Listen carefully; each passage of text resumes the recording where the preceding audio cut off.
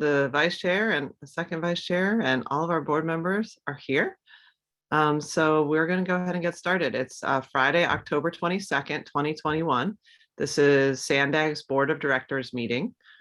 First, I'd like to ask our interpreter, Carlos, to introduce himself and walk us through translation services. Thank you, Chair Blakespear. As the chair indicated, we do have interpretation available. As there may be comments in Spanish from the public, we ask all monolingual speakers to please use the feature. To do so, please scroll down to the bottom of the Zoom screen where your meeting controls are, then click on the interpretation icon. It looks like a little world, and then select English as your language. If you are joining through the Zoom mobile app on a cell phone, tablet, or other mobile device, first press the ellipsis, the three dots, then interpretation, and then choose your language. Finally, click on mute original audio to not hear the original Spanish low in the background. I will now repeat this message in Spanish. Buenos días, bienvenidos, bienvenidas a la sesión de este 22 de octubre de la Mesa Directiva de la Asociación de Gobiernos de San Diego. Se está ofreciendo servicio de interpretación simultánea. Para hacer uso del mismo, por favor desplácese a la parte inferior de la pantalla de Zoom donde aparecen los controles, haga clic en el icono de interpretación, parece un globo terráqueo, y seleccione Spanish o español. Si está utilizando la aplicación móvil de Zoom en celular, tableta, etc., presione los puntos suspensivos, luego interpretación y luego el idioma. Por último, si no desea escuchar el audio original en inglés en el fondo, por favor seleccione Mute Original Audio o silenciar audio original. Gracias and thank you, Chair. Thank you. Now I would like to invite you to join me in the Pledge of Allegiance. I pledge allegiance to the flag of the United States of America and to the republic for which it stands, one nation, under God, indivisible, with liberty and justice for all.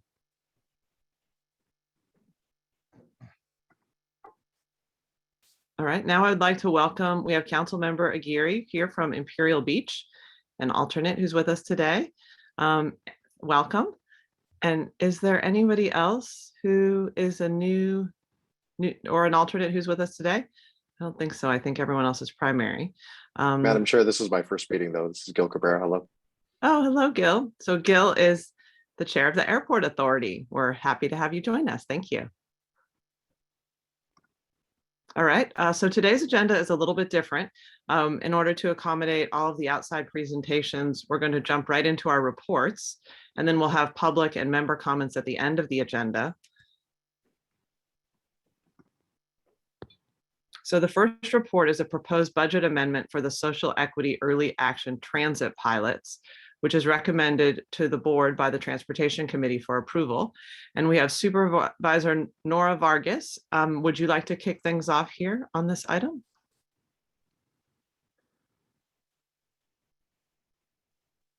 I'm not seeing her. Is she here?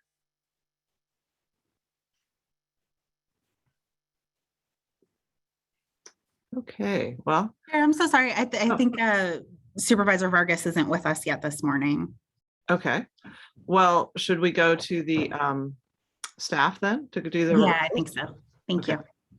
Yeah, Chair Blakespear. So just the members know, Supervisor Vargas is the chair of the Transportation Committee, and this went into her committee with the full recommendation. She wanted to be here just to say a few words, but let us do the staff presentation and see if the supervisor could join us later.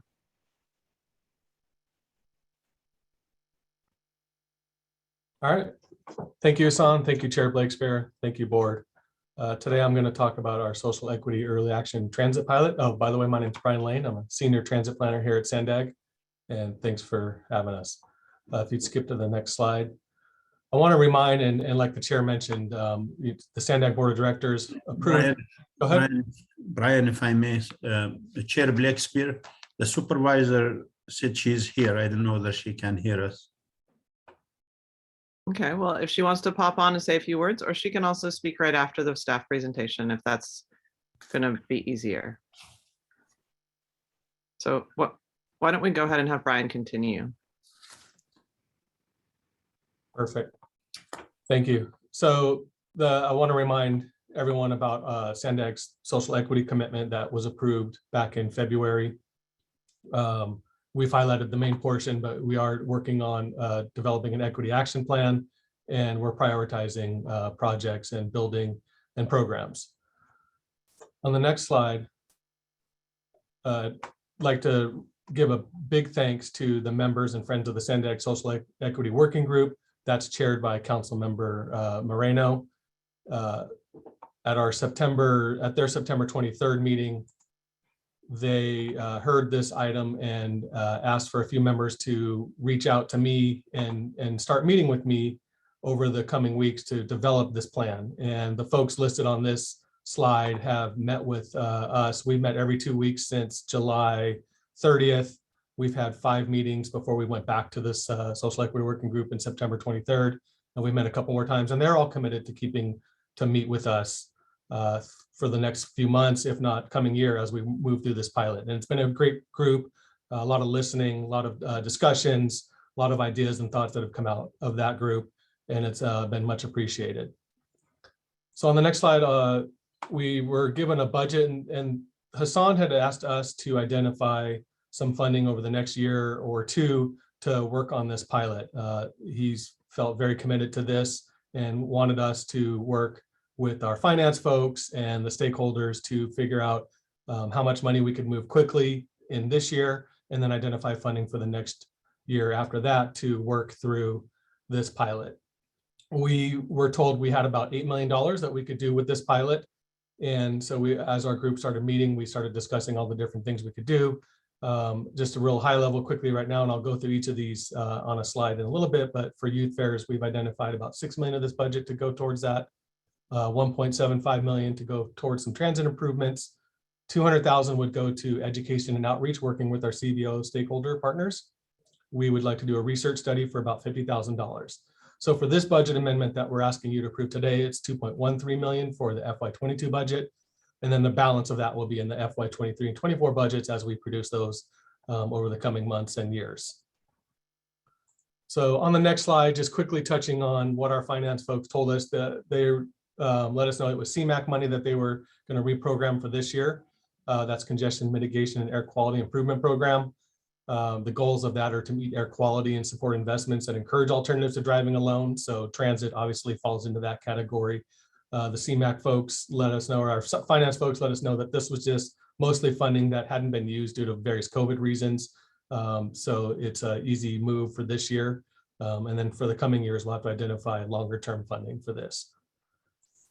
So on the next slide, our first main consideration for this pilot was the youth fairs. And we've been hearing this for years from our stakeholders. We've heard that, for some families in our region, fairs are a burdensome part of their monthly budget.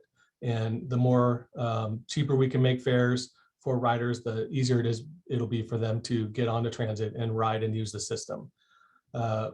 We've heard for years that we would always like youth 24 and under to be considered for the free fares, but we've estimated that to be about $35 million a year using our pre-COVID numbers. So for this pilot, our stakeholders and our working group identified for this pilot, we would just use the youth 18 and under for the 1-year pilot. And that's estimated to be about $6 million a year. About 5.3 million of that is based on MTS's numbers that they gave us, and the 0.7 million would be for NCTD.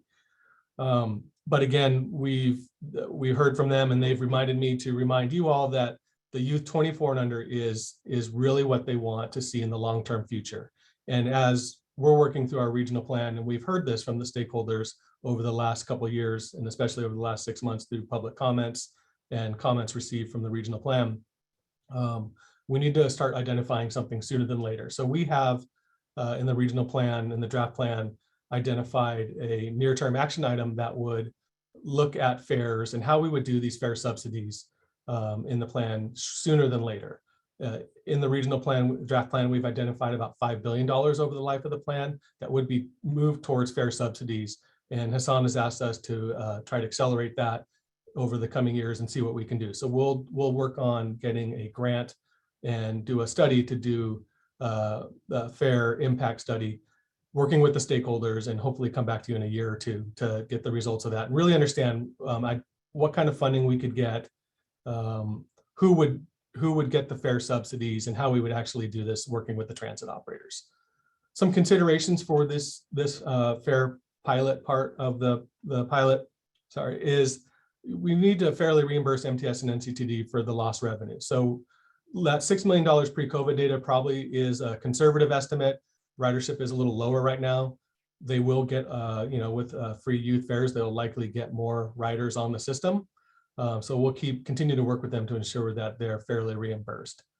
Another consideration that the operators have asked us to consider is, with a free fare for a group of folks or riders, there may be spike in demand on some trips. So we'll work again with them to understand that. I think as we move out of COVID and recover ridership, we may see some trips that actually get some high demand and may need to have a bus added on a few of them.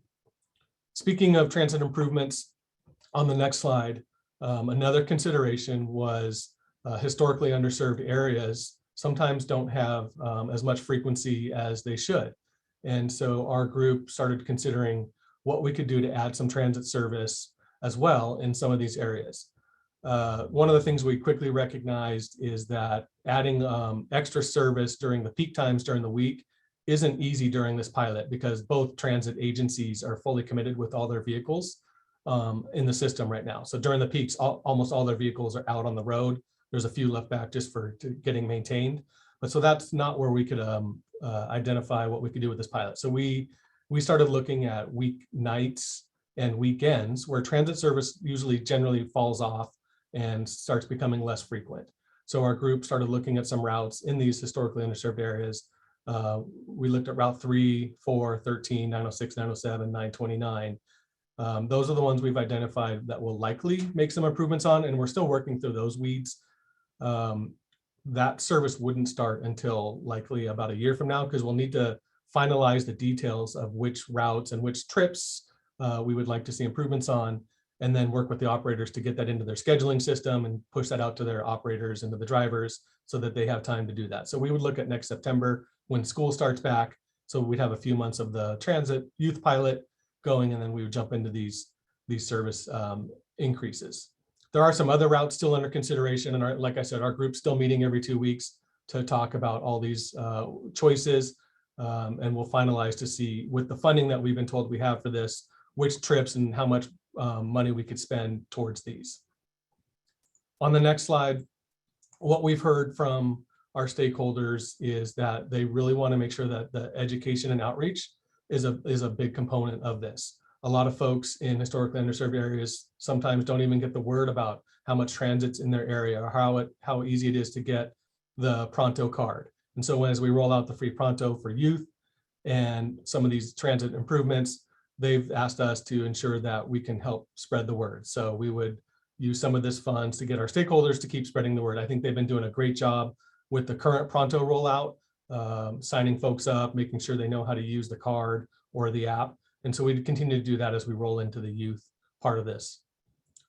We've also heard that we should do research. We'd like to demonstrate the benefits. So we'll come back to the board and transportation committee with a report that shows the benefits that we receive from this. So we've identified about $50,000 that we would use to get an independent researcher to help us work on that.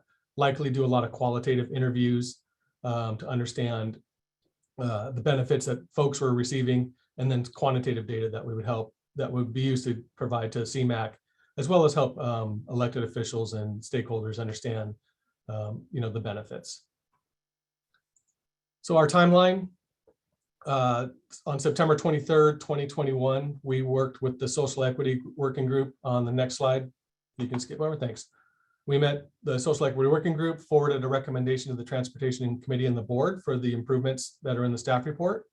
On October 1st, the Transportation Committee recommended that the board move forward with this. We're here today. Ideally, the regional plan will be adopted in a couple months, and that will help inform us exactly what kind of things we can continue to work on. On the next slide, we'll start rolling out the actual pilot. We're looking at probably March when the free youth fairs would start. Probably a month before that, we would do the education and outreach, get that started right away. Like I said, the transit service increases would start in September of next year. The pilot would end a year after or so in June. And then we would get those research results out to you as soon as possible. So with that, The recommendation before you today, the Transportation Committee recommends that the Board of Directors approve an amendment to the FY 2022 program budget to, one, create a new overall work program budget project number 3505000 for the Early Action Transit Pilot Project, and two, program 2.13 million of congestion mitigation and air quality improvement funds to fund the project. And with that, I thank you for your time and be happy to answer questions. Okay, thank you very much, Brian. Let's see if Supervisor Nora Vargas wants to comment first. Yes, thank you so much, Mayor and Chair. I am so grateful to be here with all of you, and good morning, Sandac Board of Directors, Hassan, and community members. You know, as Chair of Sandac's Transportation Committee, I'm actually very honored to be here with all of you. This budget amendment is a historic opportunity for us to invest in no-cost transit for youth 18 and under. And like it was mentioned before, many of us would prefer to see it at 24, but this is a good pilot program to start with. It's an opportunity for us to invest in transit improvements for a network of high demand routes in underserved communities, as well as research, education, and outreach. Like many of you, I've spent my life working to remove barriers and bring solutions for our underserved communities. And since taking office, this continues to be my priority. I will say that my office, along with Casa Familiar, Environmental Health Coalition, Mid-City CAN, City Heights, CDC, Urban Collaborative, Alliance for Regional Solutions, everybody has been involved in the formation of the recommendations that are before you today. The recommendations were actually, as was mentioned, presented to Sandac 2021 Regional Transportation Plan Social Equity Group and the Sandac Transportation Committee. They were approved unanimously for recommendation before the Sandac Board of Directors for today. So today, I think, you know, is a really important day for our transit-dependent communities. Sandac has taken the leadership earlier this year to approve the equity statement. And the statement is meant to direct us to invest in our systemically marginalized groups impacted by actions and inactions from our government and society. By approving today's action, we're going to be leading by examples. As leaders, we have the opportunity to make history and bring to life a key element and investment in transitioning our communities so the residents can become lifelong transit riders. While I'm really proud to be leading this effort, it took years of work from transportation justice advocates and many of you who have been elevating this issue for decades. Youth and moms from City Heights, Logan Heights, San Isidro, and from all over the county have been advocating for no-cost youth transit passes since 2011. Youth opportunity passes are an investment for our youth that will eliminate the financial barriers they face in assessing transportation to go to school, work, internships, or participating in recreational activities. I am very proud to be here today and ask for your support because not only are we investing in our youth, but we're going to be investing in transit services that are desperately needed in our communities. I want to thank all of the community members, organizations, again, transportation justice advocates that have worked tirelessly to bring this action forward. Y quiero dar las gracias también a todas las personas que nos acompañaron el día de hoy, que se han tomado el tiempo para abogar por este programa piloto, que será la base de un programa permanente para asegurar que los jóvenes tengan acceso a pases de transporte público. Pilot programs are meant to provide innovative solutions with the ultimate goal of providing long-term solution. Approval of this action today is going to bring immediate change to our communities as soon as the program rolls out. I understand there are funding limitations for this regional plan, early action transit pilot, especially for the no-cost youth transit passes. I urge you to use the regional plan as an opportunity to expand the age group for transit passes as well from 18 to 24. And, you know, I always share with folks that in my previous role as a trustee at Southwestern College, I always heard firsthand the struggles that many of our students had to endure to get a basic higher education, right? Like many of our public speakers that are going to be sharing today, no-cost transit passes, they will share with you will make a difference. They may also must be a priority for future investment. I'm absolutely committed to securing long-term funding. We're going to continue to advocate for that to ensure that this pilot program is adopted permanently. And I will work with our government agencies for the expansion of these passes for youth ages 24 and under. I look forward to the Sandac board doing right by our transit-dependent communities. And with that, I appreciate the time to share that with you. So I respectfully hope that you will be supporting this item. Thank you. Okay, thank you, Supervisor, and thank you for all your work on this. We have a number of board members with their hands up, but I think we're going to go to the public comments first and then take board member comments. So I think the public has 3 minutes as long as we have 15 speakers or fewer. Chair, I'm so sorry. I think Councilmember Moreno had some comments as well as part of this item. If you don't mind calling on her. Okay. Okay. Councilmember Moreno.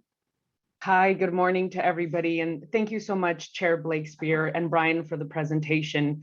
As you all know, earlier this year, the Sandag Board of Directors approved our equity statement, which is a commitment to our communities, our neighbors, and our historically marginalized population. Today, Sandag is in its final stages of approving the proposed 2021 regional plan. The plan is the most progressive and comprehensive plan the San Diego region has ever produced, and will seek to rectify certain inequities which have been allowed to persist for decades. But the plan is a long-range plan with the horizon year of 2050. The Sandag Social Equity Working Group is charged with providing input on the regional plan from an equity perspective. They have made their voices loud and clear, and their communities cannot wait until 2050 for equitable access and opportunity.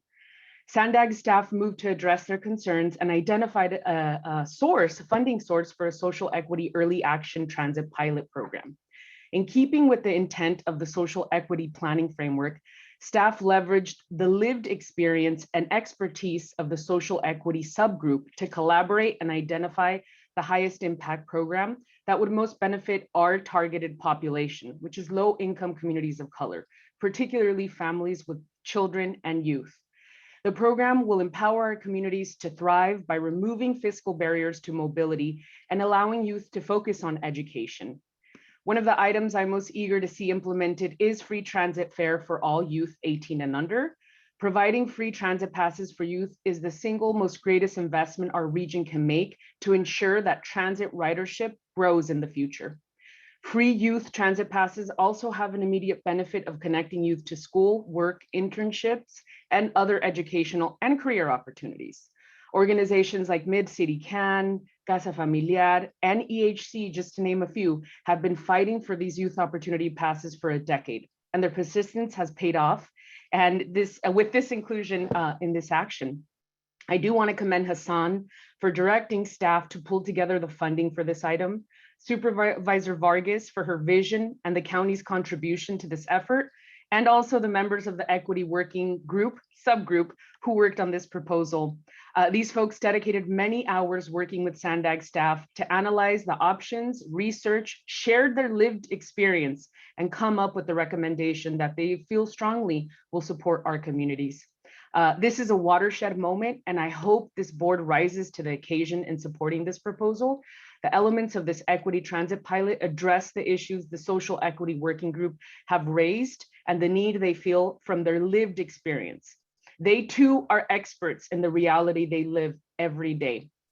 Thank you, and that concludes my comments, Chair. Well, thank you, council member, and thank you also for your very hard work on this. Okay, let's go to the public comments, and then we'll go to board comments. Thank you very much. We have, I'm sorry, hands are continuing to go up now, Chair. We have 18 total. Can you let us know how long you would like the public comment period to be? Yes, let's have 2 minutes. Okay, thank you very much. Our first public commenter will be Dr. Helen Griffith, followed by Craig Jones. And Dr. Griffith, you can go ahead whenever you're ready. Hi, good morning. I'm speaking today to offer my strong support of the proposal to provide free public transportation to scholars ages 18 and under in our city. Sandag's leadership behind this initiative is cutting edge, transformative, visionary, courageous, and long overdue. As a native growing up in a single parent home in southeastern San Diego, I recall public transportation as a luxury for the few. And what many of us were unable to fully support our educational goals for many of us in the neighborhood. Now, as an educational leader in schools serving predominantly communities of color, I see the opportunity for Sandag to change the former narrative and become the model for public transportation.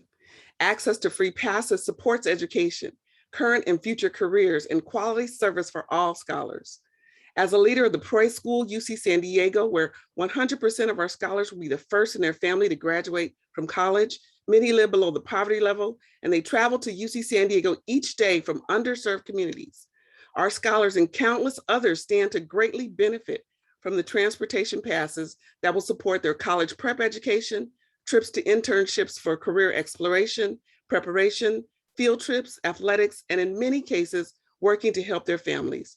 I urge you, therefore, to create the leadership and to be the next city to push forward this pilot initiative so that many generations to come can benefit. We, the educational community, we stand with you. We want to make public transportation a civic right.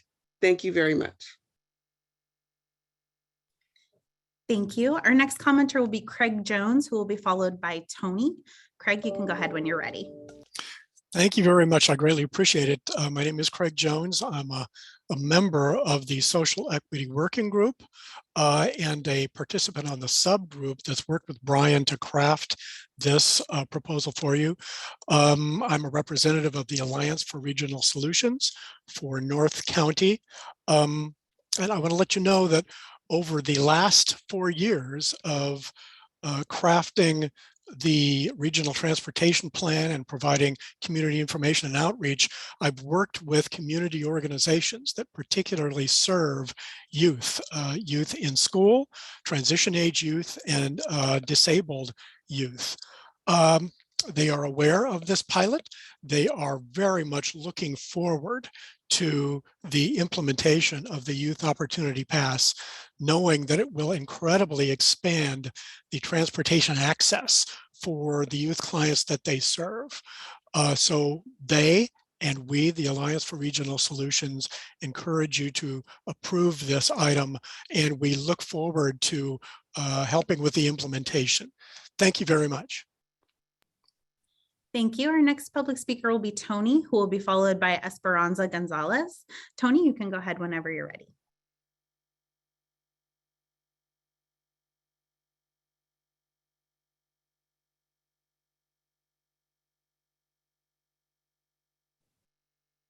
Tony, I will contact you individually. I'm sorry, there's some technical issues with allowing your microphone to work. So I will come back to you. We're going to go on to Esperanza Gonzalez, who will be followed by Maritza Garcia. Esperanza, you can go ahead.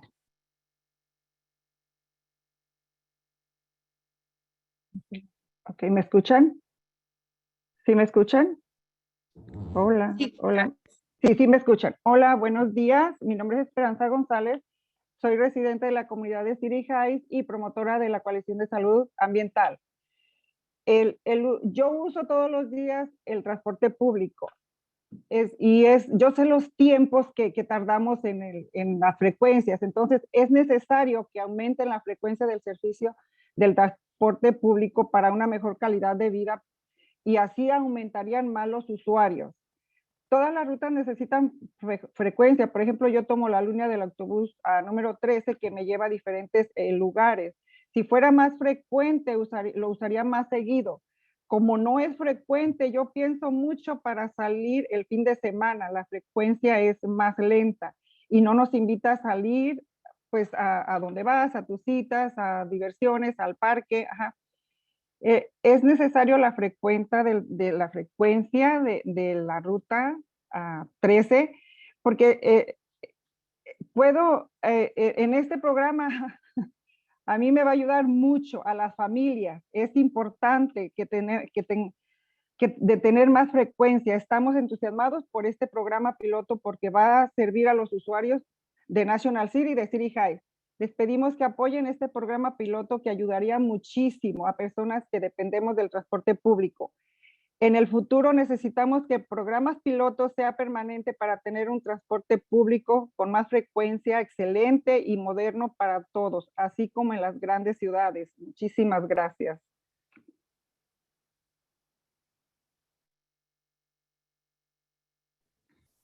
Thank you very much. Our next commenter will be Maritza Garcia, followed by Maria Cortez. Maritza, you can go ahead. Hi, thank you. My name is Maritza Garcia, and I live here in Logan Heights. I spoke earlier this month at the Transit Committee meeting about the bus frequency, and I'm very excited to see that this pilot can be adopted today. I have been a transit rider since high school, and it has been difficult to depend on inefficient transit system. Over the years, I've had to experience long wait times, and this can be quite dangerous, especially at night and on the weekends. Shortly after high school, I worked in the restaurant industry in Coronado, which meant that I would get off of work late at night and still had to get home via the bus. Once I crossed the bridge, I would often make the decision between waiting another half an hour to 45 minutes to catch the 12 bus or the 929 home, or take the same amount of time just to walk to my house. It was always a difficult decision because both options posed a threat to my safety. And as a woman, many more dangers arise to us around every corner. Many children and women depend on public transportation, but do not use it as often because of the lack of safety they feel.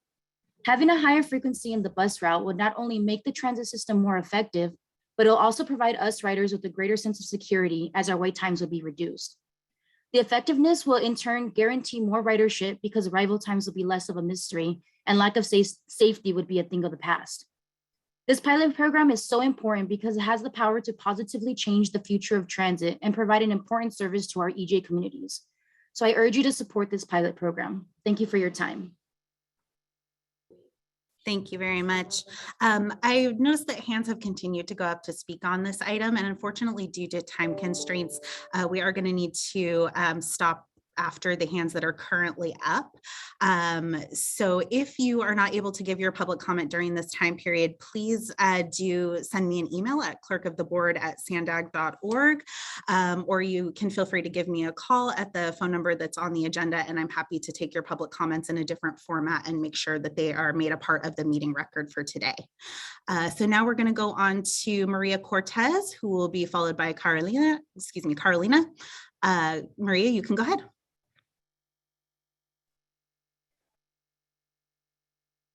Hello, can you hear me? Yes, we Hello? can. Thank you. Oh, okay. Hi, my name is Maria Cortez, and right now I am working at school, but they let me go ahead and take some time off to speak. So I would like to urge the board to please pass this program because this is what we desperately need, especially our youth.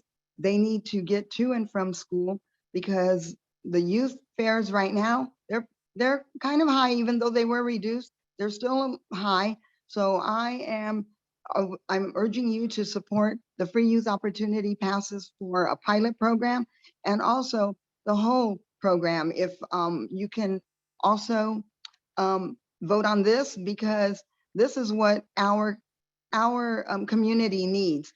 We need more frequent bus rides. We need the buses to run more frequently and also including the trolley. But due to people that work late in the night, in the evening, it's hard for them to catch the bus because God forbid if you miss the bus, they have to wait another hour before they can get home. And sometimes the buses quit running. And also I would like to say, just think the legacy, the opportunity that our buses, that our kids will have to take transit. And it started with you and those of us that have been fighting for this for decades. I just want to say with the right leadership, we're going in the right direction. And I want to thank the Sandag board and Hassan and everybody here and the working group, equity working group, Mid-City CAN and City Heights CDC and EHC and the other groups. Thank you for working with us because without you guys, we wouldn't be here today. And just remember, the kids are our future. And with the future riding, they're going to increase the ridership and they will be telling their friends, this is what we need to do. You need to take the bus to cut the greenhouse emissions. Thank you very much. Thank you, Maria.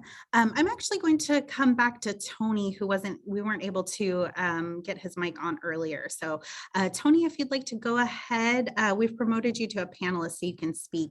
You are self-muted and you can go ahead whenever you're ready.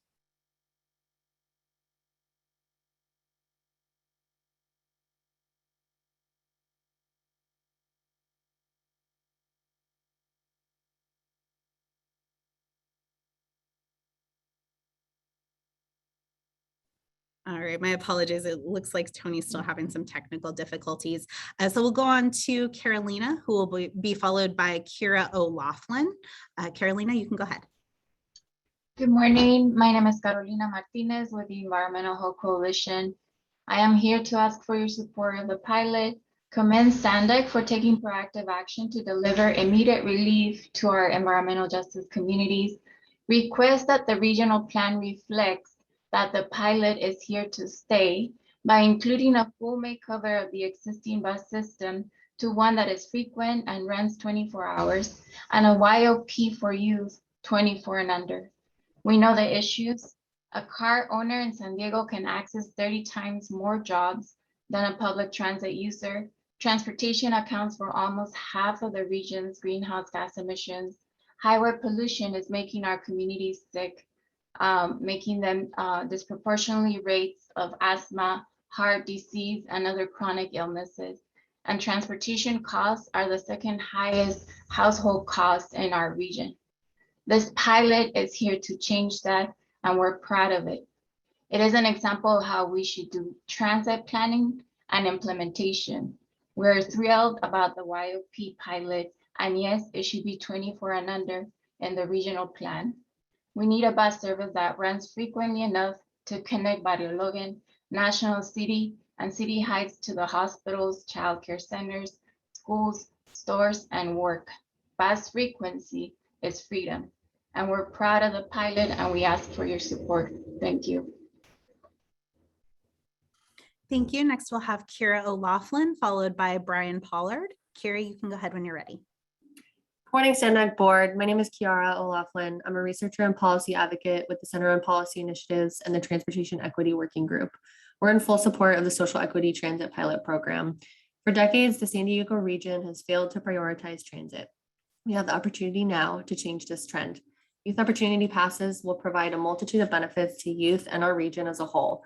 They will provide immediate relief to the transit-dependent youth in our region, especially to the families who the COVID-19 pandemic hit the hardest. They will incentivize youth to ride transit, cultivating a transit culture that can contribute to lowering future GHG emissions. And they'll eliminate the transportation barrier and risk of fare evasion that youth from low-income backgrounds experience. YOP ensures youth from all backgrounds are connected to their schools, internships, medical care, and early career opportunities. YOP is a proven program. Similar programs exist in Alameda County, Los Angeles, Sacramento, San Francisco. For these reasons, we urge you to approve the Social Equity Transit Pilot and commit to its timely implementation. Voting to approve this pilot is the first step towards creating a transit-first region by increasing economic recovery for transit-dependent youth, forming a transit culture and lifelong transit riders, connecting youth to school and opportunities. Thank you. Thank you. Next, we'll have Brian Pollard, followed by B. Mittermiller. Brian, you can go ahead. Okay, can you hear me? Yes, thank you. Great. My name is Brian Pollard Berry. To most folks, manage the Urban Collaborative Project focusing in southeastern San Diego. And I want to commend everyone that's been touching this YOP program from the very beginning. This is, in my mind, an important step in changing the whole culture of transportation in the region. This YOP will certainly increase ridership. And in general, folks, making transportation more family friendly, make it more of an entity that families feel comfortable with. That includes those pilot programs with YOP. It includes the service improvement with MTS. And I think as important, if not more, is the continuous and focused education in informing our communities about mass transit, about the advantages of mobility options, providing transportation expos in some schools that are surrounded by communities that certainly need this drastically. It includes, as I mentioned, education, marketing, as well as local expositions in schools and in transportation in general. What we're talking about is making transportation more of a culture thing within our families. And it also includes the way that SANDAG would explain transportation, less technical and more family friendly. This will start a long-term transition starting with youth to make sure that they understand what's available to them, understand the advantages of it, and understand what is available to them. So I want to thank everyone that's done this and that's helped, and certainly urge the board to approve our pilot programs. Thank you very much. Thank you. Next will be B. Mittermiller, followed by Denise Lopez. B, you can go ahead when you're ready. Good morning, Chair Blakespear, Vice Chairs Sotelo Solis and Gloria, and members of the board. excuse me. My name is B. Mittermiller, and I'm with San Diego 350. I'm speaking today to fully support the passage of the proposed pilot program, which will fund youth opportunity passes for youth 18 years old and younger, and will also fund increased service on popular routes. This pilot will not only test the ideas, but I believe it will show that the time has come to actually adopt them in the regional plan. Imagine the benefits of free transit for youth, low-income folks, communities of concern, and really our cities in general. Enabling young people where they need to go without worrying about the cost, creating endless opportunities for them to expand their horizons and their independence.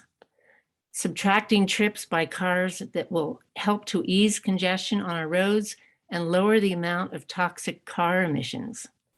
Improving the lives of parents who are juggling financial and family burdens.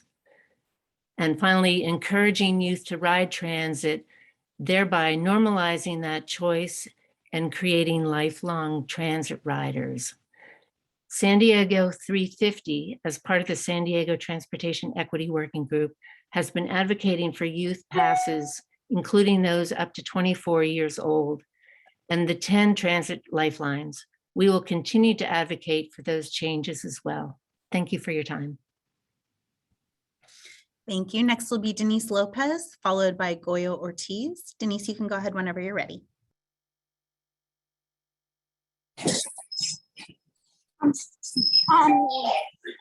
Sorry, I'm taking the bus. My name is Denise Lopez. I volunteer with my city plan and I support this opportunity pilot. I request that you approve the social equity transportation pilot, which includes no cost youth transit includes as a youth right now, as a youth that's going to UCSD, and as I still see my peers in high school, I see the necessary of transportation for all, because we have seen the barriers that COVID caused and how transportation has become an important tool for us. And as a youth now in UCSD, I have heard a lot of stories around California on how difficult the transportation is here and how important it is. And how important it is for us youth to have transportation. It's our only method to get around the neighborhood. And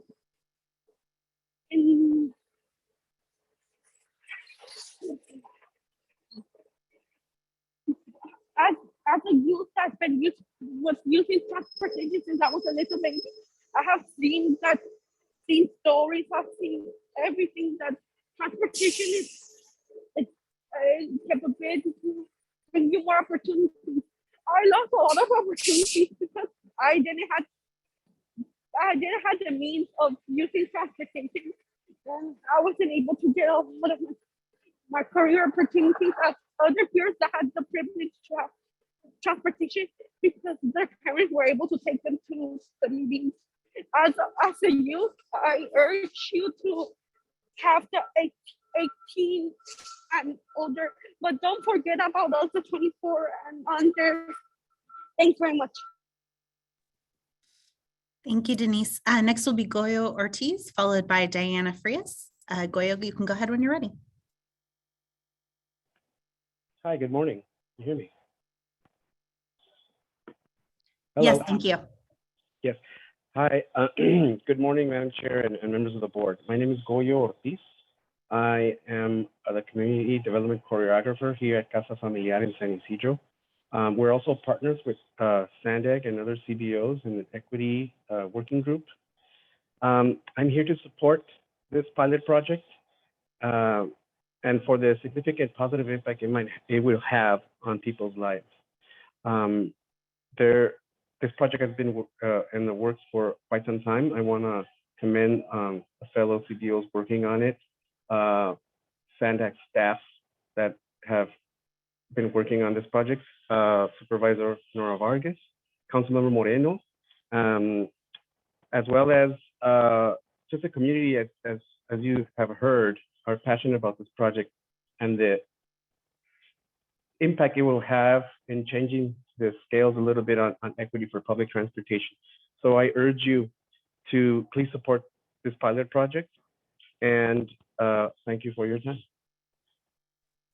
Thank you very much. Next will be Diana Frias, followed by Katie Meyer. Diana, you can go ahead. Good morning. My name is Diana Frias. I'm with Mid-City CAN, and I'm here in support of Youth Opportunity Passes. I just want to emphasize how YOPs will ensure that youth from all backgrounds are connected to school, internships, and other early career opportunities. As someone who has been riding the bus and using other public transportation throughout my life, I can tell you that it's so important to have access to this. I was able to, access my internship opportunities as well as like coding classes over the summer that I otherwise wouldn't have been able to reach without public transportation. From being from City Heights, it's really challenging to reach these opportunities because most of the times they're not located in our community. And I just really want to see all of the youth, especially from my high school, have these opportunities. And as Maria said earlier, youth are the future, but we're not going to be able to create the change that we need to do without a little bit of help and without the access to these resources such as transportation. So I urge you to approve the pilot program and be in support of Youth Opportunity Passes. Thank you. Thank you very much. Next will be Katie Meyer.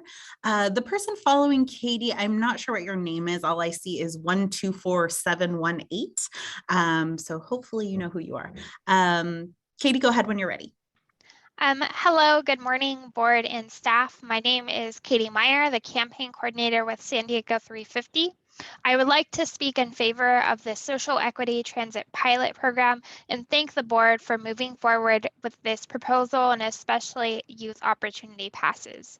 Transportation accounts for nearly half of greenhouse gas emissions in San Diego County, and this pilot program allows youth under 18 access to free public transportation, incentivizing youth to become lifelong transit riders, and that will cut transportation-related emissions. The climate crisis is here, and we are already feeling the effects. We must act now to address the climate crisis at the scale that it needs to be addressed. Youth, and especially youth living in environmental justice communities, will continue to be most affected by this crisis, as well as transportation-related pollution.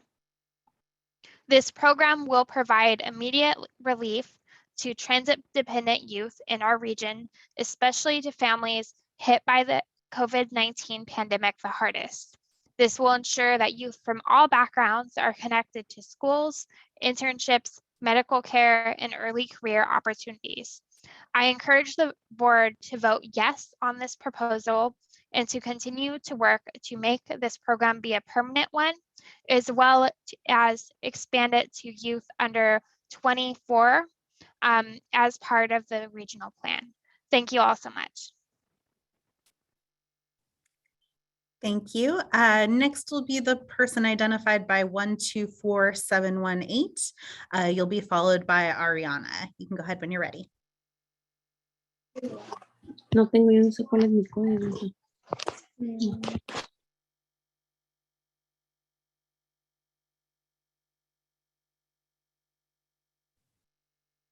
It looks like you've muted yourself again. If you'd like to give your comments, you can go ahead whenever you're ready.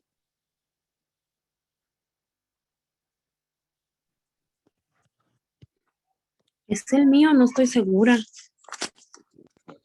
Mi nombre es Iris Contreras. He vivido en City Heights por más de 20 años y soy madre de 2 adolescentes. Problemas, por lo general conduzco un automóvil porque tengo que ir al trabajo, tengo que llevar a mis hijos a la escuela, tengo que hacer mandados a diferentes lugares, pero soy un conductor muy nervioso, especialmente en áreas que no conozco. Un sistema de transporte eficaz nos permitiría a mi familia y a mí a tener acceso a más lugares en San Diego. Estoy muy feliz de escuchar sobre este programa piloto porque brindaría más oportunidades para mi familia y otras familias como las mías a través de pases de oportunidades para jóvenes y aumento en las rutas de autobuses como la ruta 13 pasa por City Heights y los autobuses están de 30 minutos los fines de semana. Significarían un modo de transporte más seguro y saludable para nuestra familia y los demás. Estoy muy entusiasmada con el programa piloto y les pido que apoyen aprobando las financiaciones. Muchas gracias por escucharme hoy y felicitaciones por el programa piloto gratis para los jóvenes y rutas. Muchas gracias y Dios me los bendiga a todos. Bonito día.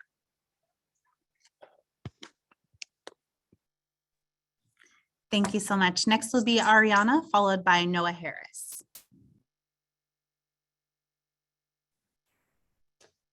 Hi, good morning, Sandak board members. My name is Ariana Federico. I'm a lead organizer with Mid-City CAN, and I'm here to support the pilot program for the social equity transit pilot for no-cost youth fares or youth opportunity passes and transit improvements. So I've actually been working with our IDGE team, which is improving transportation in City Heights. And I'm very happy to see that after over 10 years of advocacy, we will be finally having a win. This is a huge opportunity for our young people, for our families, for our communities. Just this past year, we organized our first 10-week summer program for young people. We had students that attended art workshops, attended field trips. We had students that came from City Heights, Barrio Logan, Southeast, all the way from El Cajon City. And transportation was one of the biggest challenges that we saw. This is why I do think that, you know, an investment like youth opportunity passes will really support young people. It will incentivize youth to ride transit. It will cultivate a transit culture that can contribute to lowering future greenhouse gas emissions. It would most definitely eliminate the transportation barrier. This will give an opportunity for young people to stay connected with their community, to connect to internships, to access medical services and early career opportunities. We see these programs are successful in places like Alameda County, Los Angeles, Sacramento, and San Francisco and Santana. So I'm here to express my support. And also if you could please ensure that youth opportunity passes are included in the 2021 regional plan. Thank you for your time. Thank you very much. Next will be Noah Harris, followed by Suzanne Hume. And just a reminder to members of the public that might have joined us late, we will need to stop the public comments at a certain point. So if your hand has not been raised since the beginning of the item, we will likely not be able to take your comment live, but you're welcome to contact me at clerkoftheboard@sandag.org to get your comments in for this item. Thanks so much. And Noah, you can go ahead when you're ready. Good morning, Chair and Board. This is Noah Harris with Climate Action Campaign, calling in full support of these social equity early action transit pilots, which includes youth opportunity passes for youth 18 and under.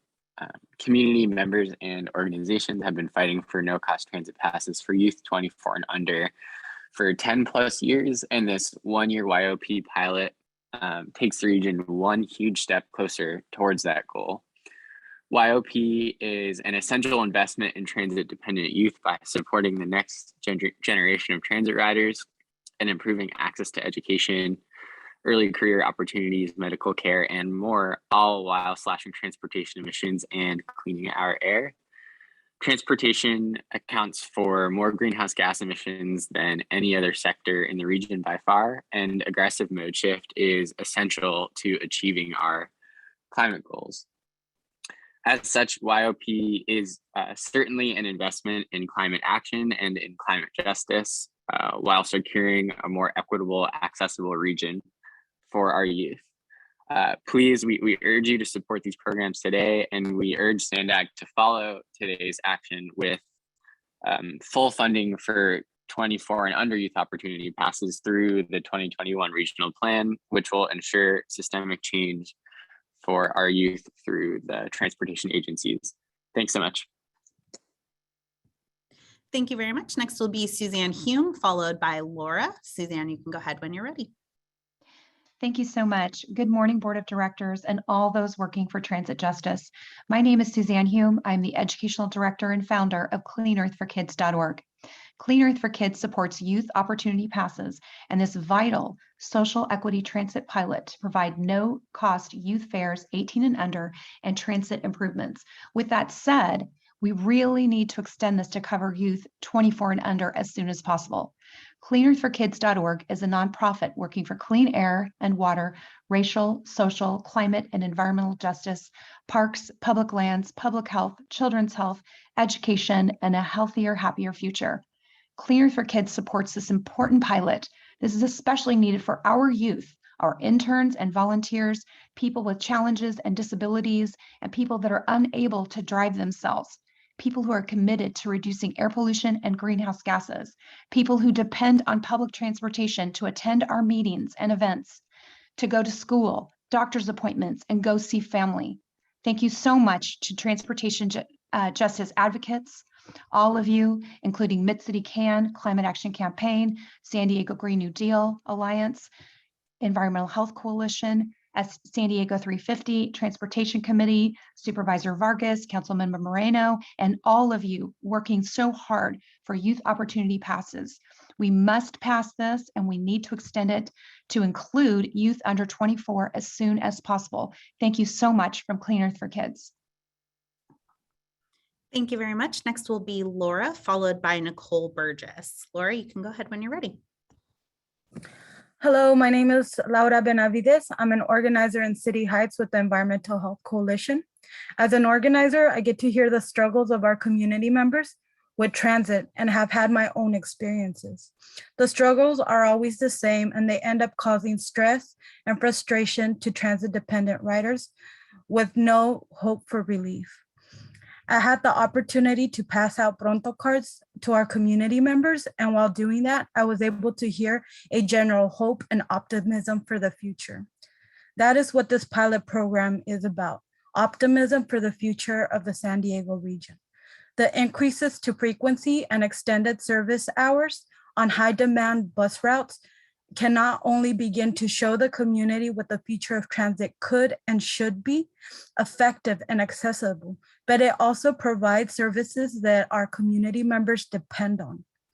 Based on the presentation, I can tell you that my life would have greatly been impacted by the changes to the services in 215 and the 916, 917 routes, because those routes connected me to school and home. It would have meant educational opportunities, connection to work and social events, and it would have saved me many scary long walks at night. I'm very excited to see that those routes are being considered for the future, and I hope that they do happen because I have no doubt that this pilot program will be a success. I want to thank you for supporting the future of San Diego by funding the pilot programs that would give needed access and relief to our environmental justice communities. I can tell you that our community members are grateful and very excited about it. Thank you for your time. Thank you very much. Next will be Nicole Burgess, followed by John Boderoff. Nicole, go ahead. Good morning, Sandag. Thank you very much. My name is Nicole Burgess. I sit on the City of San Diego Mobility Board, and I am in full support of this initiative. And I want to really give a big thanks to Hassan, Brian, his team, all the staff at Sandag, and the Social Equity Group. This is extremely valuable, extremely important. And I hope that the board here today supports this initiative. As we've heard from many callers, the transit-dependent youth, for me, there's two things that I'd like to hit in is, that first and last connections. So really getting them safely all the way home. So from the blue line, how are we going to make those connections? And I was thrilled to hear the other day that Sandag is actually talking about some quick build projects to these transit lines, and it's super important.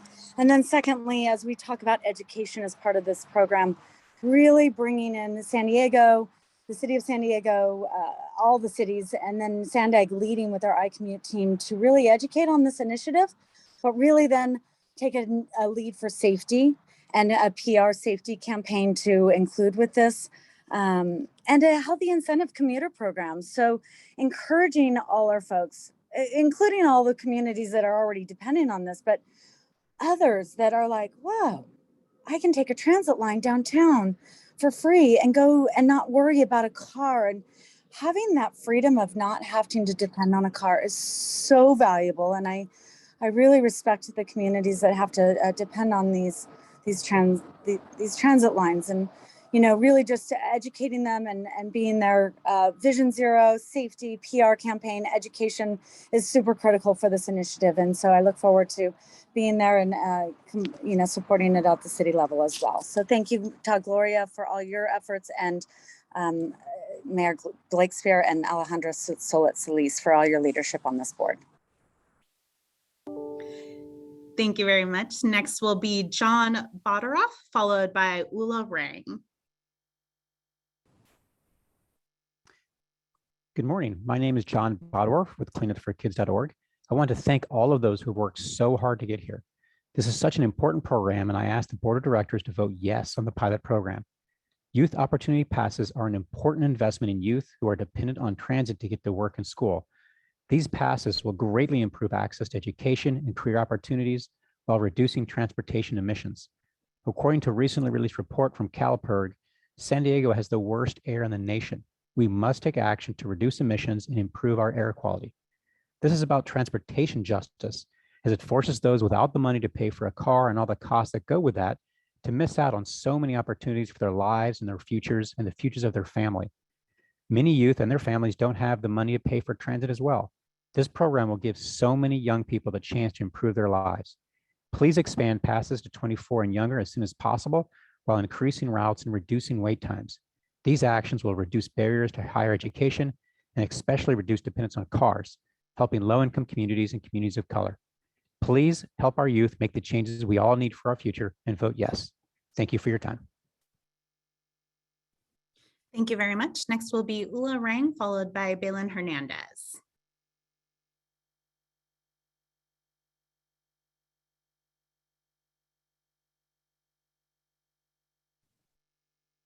Ula, I see you're unmuted. You can go ahead. If you're speaking, we can't hear you at the moment.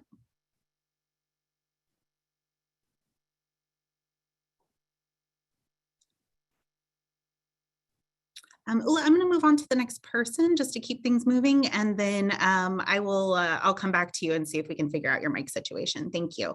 Balin, you can go ahead when you're ready. Good morning, everyone. This is Belen Hernandez with Mid-City CAN. First, I want to thank everyone at SANDAG, staff, and elected officials for working closely with community organizations to put this proposal together. And I want to take this time to address a question that might be going through the minds of some of the board members. Why everyone? Why does this pilot propose that all youth 18 and under be eligible for the program instead of a subgroup within a certain income level or within a certain community? And the first reason is to remove access barriers. We know that many of the youth who would benefit and should be taking advantage wouldn't be able to because of the extra eligibility requirements and steps to becoming eligible. And it keeps down administrative costs. Instead, we can channel that money towards actual passes or service improvements. Second, it's about building a transit culture. And we've been hearing this throughout the comments, but we really think that in San Diego, we need to build a transit culture. And the simplest way to do that is incentivizing youth to take transit. We're at a point where we can motivate a generation to associate freedom with transit and not just a car, which I think has been the historic association. And lastly, in urban planning literature, we actually understand transit as a place where people from all backgrounds can come together. And it's a place where stereotypes are broken down, where communities with varying levels of wealth are connected. And although those of us who are transit riders, maybe you don't become aware of it every time, but it's actually building a community and understanding that your neighbor might be different from you, but he's still your neighbor. And for these reasons, I ask you to please approve this program. Thank you. Thank you very much. I'm going to go back to Ula and try and help you with your mic situation. And I see Hey, your. can you hear me now? Yes, I can. Thank you. Go Yes. ahead with your comments. Thank you. Hi, my name is Ola Camila Rang. I'm calling from Del Mar. I wanted to support this free ridership for the young people 24 and under. Not only is it very important that they can afford getting to college and the very important internships, but it's also a great way of getting into a habit of taking public transportation that will hopefully last for the rest of their lives. As you hear, I'm European and I'm Swedish, and transportation there is free for young riders and also for the seniors. And this gets us into a habit of taking the bus and the train for the rest of our lives. And yeah, I think it's a great investment for the future. Thank you. That's all. Thank you very much. Next will be Angelica Santiago, followed by Randy Torres Van Vleck. Hi, everyone. Good morning. Buenos dias. My name is Angelica Santiago from the National Latino Research Center at CSU San Marcos, also a member of the Social Equity Group. First of all, I echo what the other speakers have said and mentioned. Definitely agree with all of them.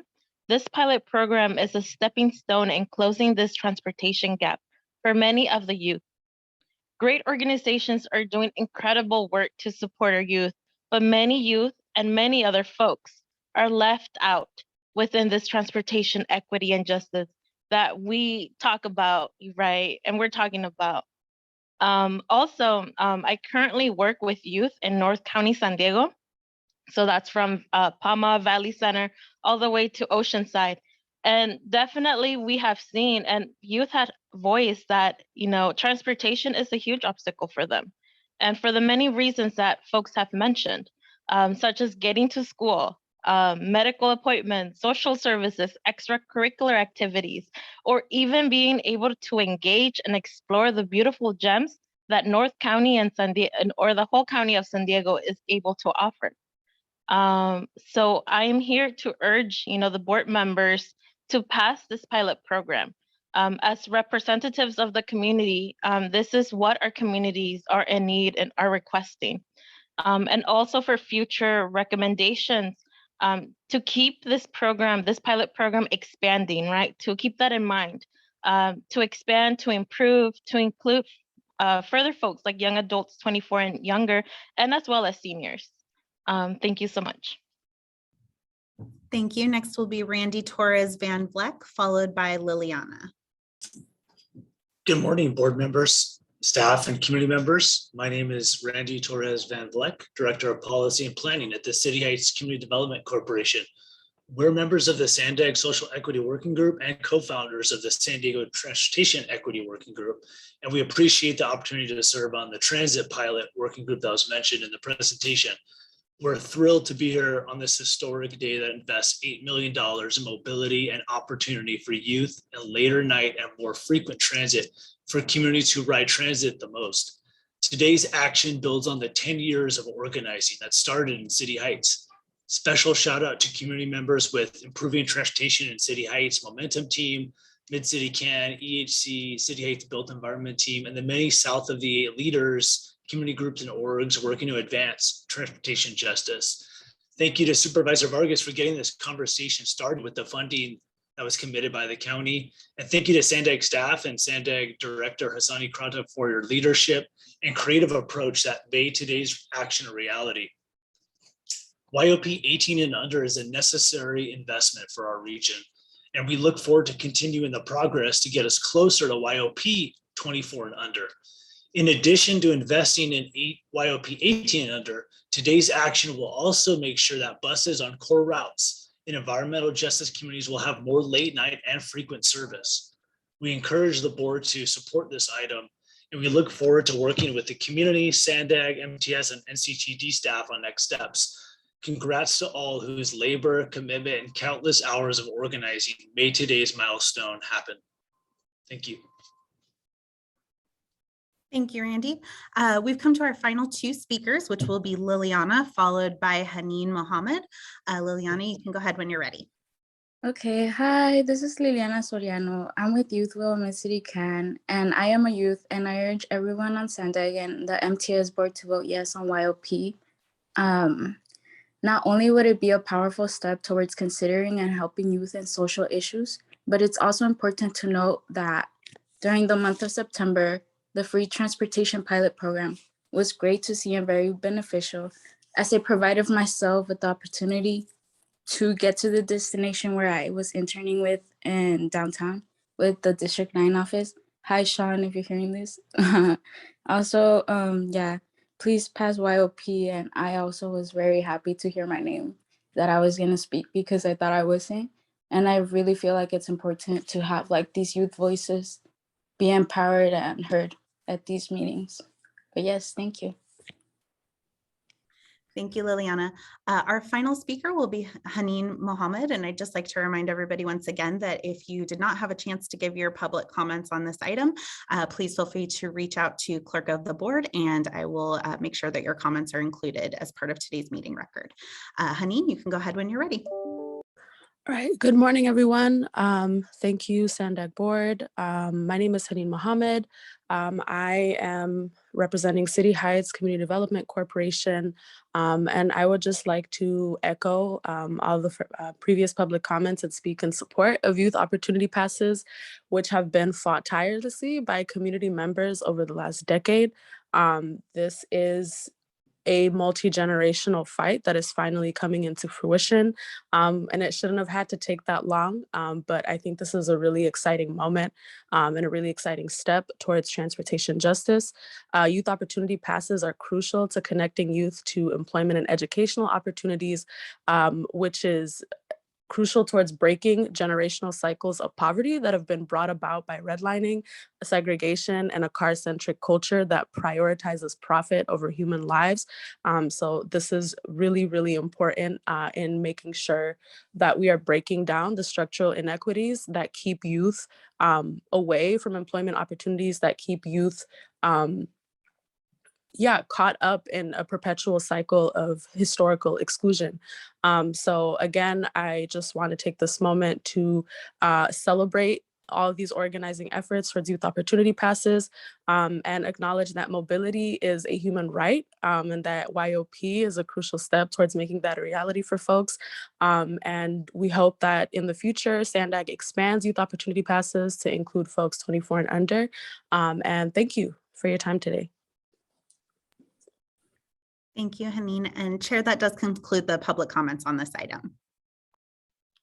Okay, thank you for all the public comments. I'm going to call on the board members, and just so everybody knows, we are really trying to wrap this item up by 10:30 because we do have other things we need to get to. So before we lose our quorum here. So I think Mayor Hall had his hand up from the first second, so I'm going to call on him first. No, I haven't raised my hand yet. Okay. Yeah, I might raise it later, but not at the moment. Okay, thank you. I think it was Mayor Gasterlin and then Councilmember Rodriguez. Thank you very much. I have two questions. I'm coming from a perspective, I'm passionate about youth access to public transit. Growing up, I benefited from it. I saw it make a difference in the Washington, D.C. area. And so one question I have is, does this apply to all youth and all bus routes in the Sandag systems? Yes, it does, Mayor. Good, thank you. And as a bus rider, I'm an adult bus rider now that I was a youth bus rider, I've noticed many of our buses are really quite empty. So I'm wondering if in reality, for many of our routes, this may spur use, get kids on the bus, relieve parents who are burdened by trying to get their kids to places, and in fact have no economic impact because the kids are going to be in seats that are empty anyway. Could you comment on that, please? That's certainly the hope of a lot of the programs and policies that we're doing with this social equity transit pilot, as well as what we're planning in the regional plan. Terrific, thank you. Okay, thank you. Councilmember Rodriguez. Good morning, everyone, and I just want to thank all the speakers who called in on this very, very important item. I'm originally from Chicago, so growing up and just in the culture, taking the bus, taking the L, going to school, going to the arcade, going to the roller rink, whatever. That was just a part of the culture. You know, you got your bus pass and you got your transfer and you made it happen. And so I think it's important that we equip our youth to be able to participate in public transportation. I think it's just good for the region. It's good in general for their future and for their independence and maturity.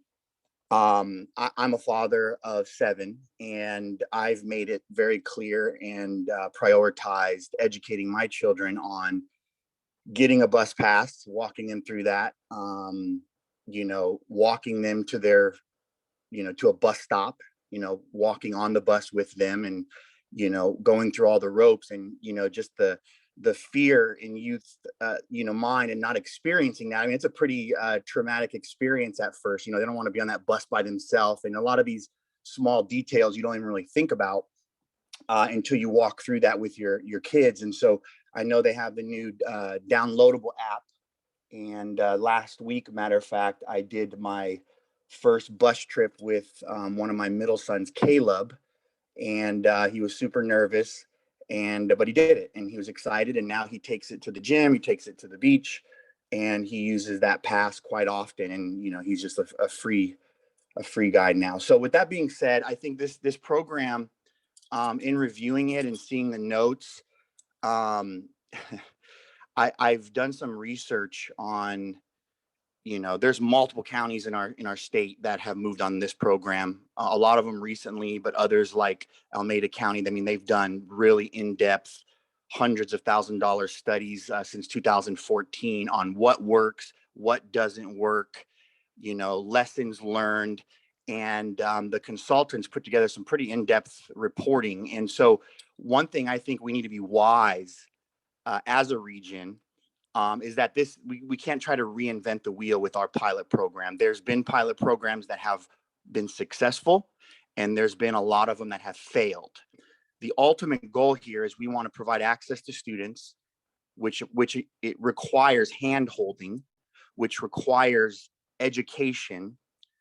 And all of these programs, the success of them had to do with the public transit relationship with the school district.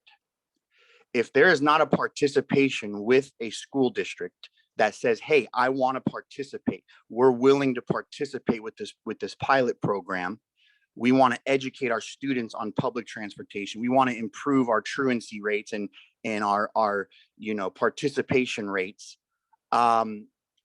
you know, if we don't have the school districts 100% on board and participating, the program doesn't, you know, go that route, we're really wasting this money.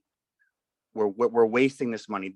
The school districts in our region must be the you know, the step toward getting students on public transportation. That has to be a priority. By signing up school districts, we can work and train educators who in turn will be able to sign up students directly as ambassadors to support the pilot. We can even create grant incentives for school districts that participate more than others. And as seen in other counties, school districts have been willing to share the costs associated with these pilots. So in terms of the longevity of this program, it's going to be important that we have additional funding sources. And, you know, the length of this pilot, I think is too long. I think we're going to lose out on the goals. There's, I think, 200 grand assigned to, you know, facilitate engagement, which is nowhere near enough. That's going to just a drop in the bucket. I think, you know, we all appreciate the idea of this and using the word social equity and all these variables, but the ultimate goal is we need to get more students on buses and trains and get them comfortable with it. And the only way we're going to do that is by partnering with the school districts and facilitating a model in that direction. Youth free pass pilot programs are not new. Other major regions in California have implemented similar programs, including LA, Marin, San Francisco, which, by the way, San Francisco just recently modified their model. One of the callers alluded to the administrative costs of trying to facilitate, you know, looking at income levels and all that.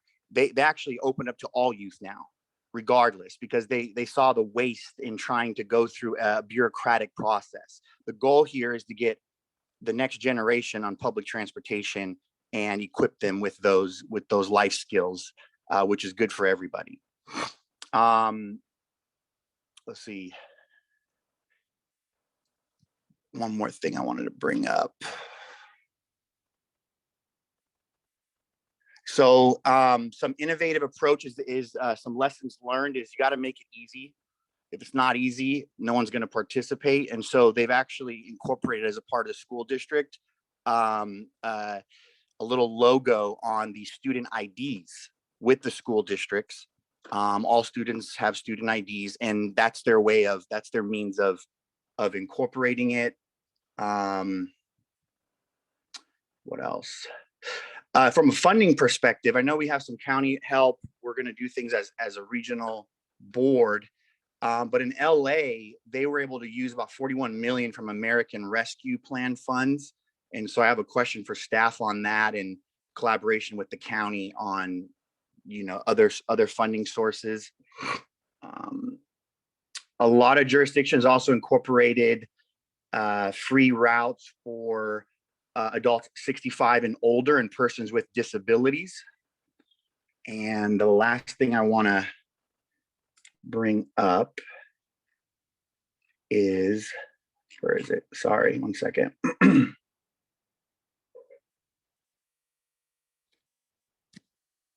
Okay, I think that's it. The theme I want to present here is I think this is a great idea.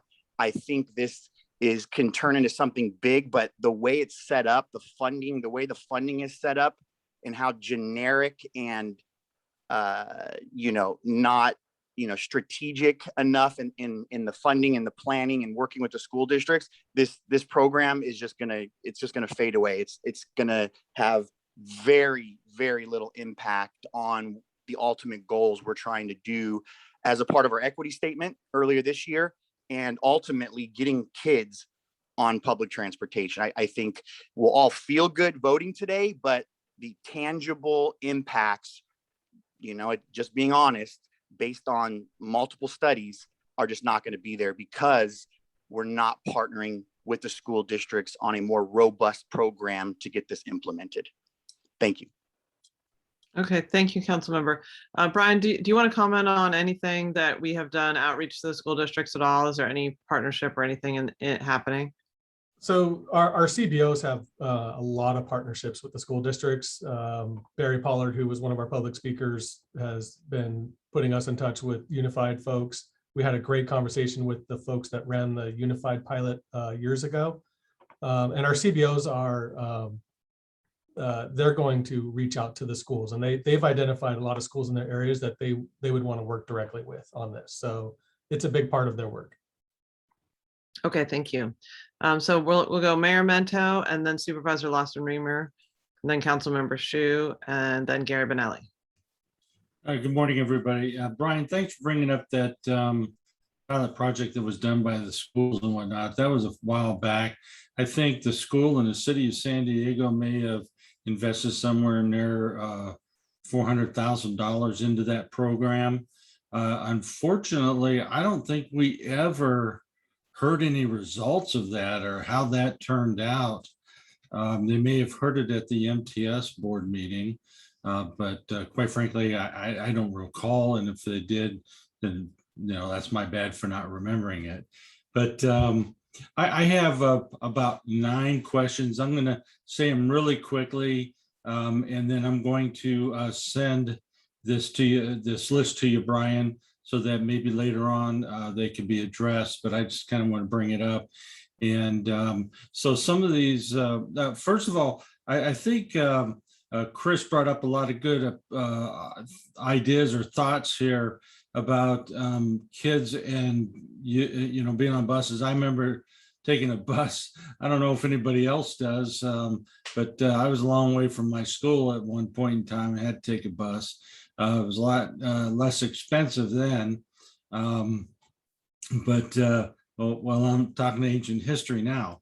And so, but then, I got to tell you, one of the most important things I heard today was from Mayor Gasterland. And that was, hey, these seats are empty anyways.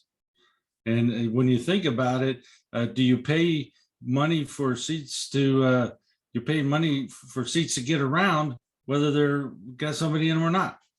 But I also want to point out that, this is taxpayer money. So we have to make sure that we are able to answer questions that taxpayers may have. And so that's where some of my comments or questions come in, is because I want us to be able to answer those questions. And please don't, I'm asking these questions, but please don't take those as I'm actually opposed to this. And for instance, I need to know more about the transit improvements, what they're expected and how they're going to be done, maybe go into more detail on that. And then what milestones have we identified, if any, for reporting on the achievements? Then, of course, we know who pays for all this. And then how many youth are expected to use the program? How are youth riders tracked? And the reason why I asked that question is because if we have youth riders who, I'd like to see for positive things, but, if they're just taking the bus, go down to the beach because they're, cutting school, not a good reason to be using it. So I think that's an important thing that we look at.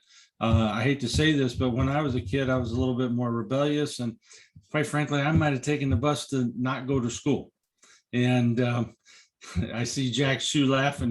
He's probably the same kind of guy I was back then. So I think it's important to know about that. And then we talk about the quantitative data. Again, what benefits have been seen? Do we have more kids getting jobs? Do we have more kids that are getting to school on time, for instance? And then did anyone, I want to know, did anybody meet with East County organizations and how they can be, benefited by this? Because I've heard North County, I've heard East County, City Heights and stuff, and I, quite frankly, I don't remember hearing anybody from South Bay that was involved, but I know that with Supervisor Nora Vargas on here, that they have to be, would have had to have been included. And then what about public safety issues? Because this was one thing that was brought up by one of the speakers. How do I feel safe, especially if we expand this? Are we going to have more transit police or, security, or what exactly is going to happen with all that? So I'll send all this to you, Brian. You can come back at the later date with that, because this is an awful lot, but just some ideas, things to think about. And because I like to be able to fully support this, not just now, but into the future, with having some good data, instead of all the things that are being said make you feel good. But we need to also have data to be able to do this. And then one last thought is that MTS, I thought they ran the bus and trolley and all that system. I haven't heard them mentioned once throughout this entire presentation. My guess is that they probably are at the table, but how much have they been involved? What's the position they're taking on this? And do they understand how it's all going to work? And then the other question is, maybe MTS should have been part of the lead on this instead of just a partner that's down towards what I call the bottom of the list. Anyhow, that's all, and I'll send this to you, Brian. Thank you. Okay, thank you. Supervisor Lawson Reamer.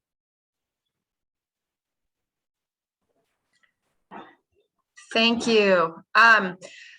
First of all, I just want to say this is a great initiative. I'm very excited. And I just want to applaud the leadership of Vivian Moreno and Nora Vargas for bringing this forward. So thank you so much. Looking forward to the results, looking forward to figuring out how we make this a permanent program. Just would love to suggest that as you go forward in rolling this out, that we look at the next group to include would be people with disabilities, as we begin to work out some of the kinks in this initial pilot. So I just want to again say I'm very supportive and grateful for the leadership and thought that has gone into this. Thank you. Councilmember Shu. Thank you, Chair Blakespear. I see our time is going to give me about 15 seconds, so I'll be very brief and fast. First of all, I have a few quick questions for Brian.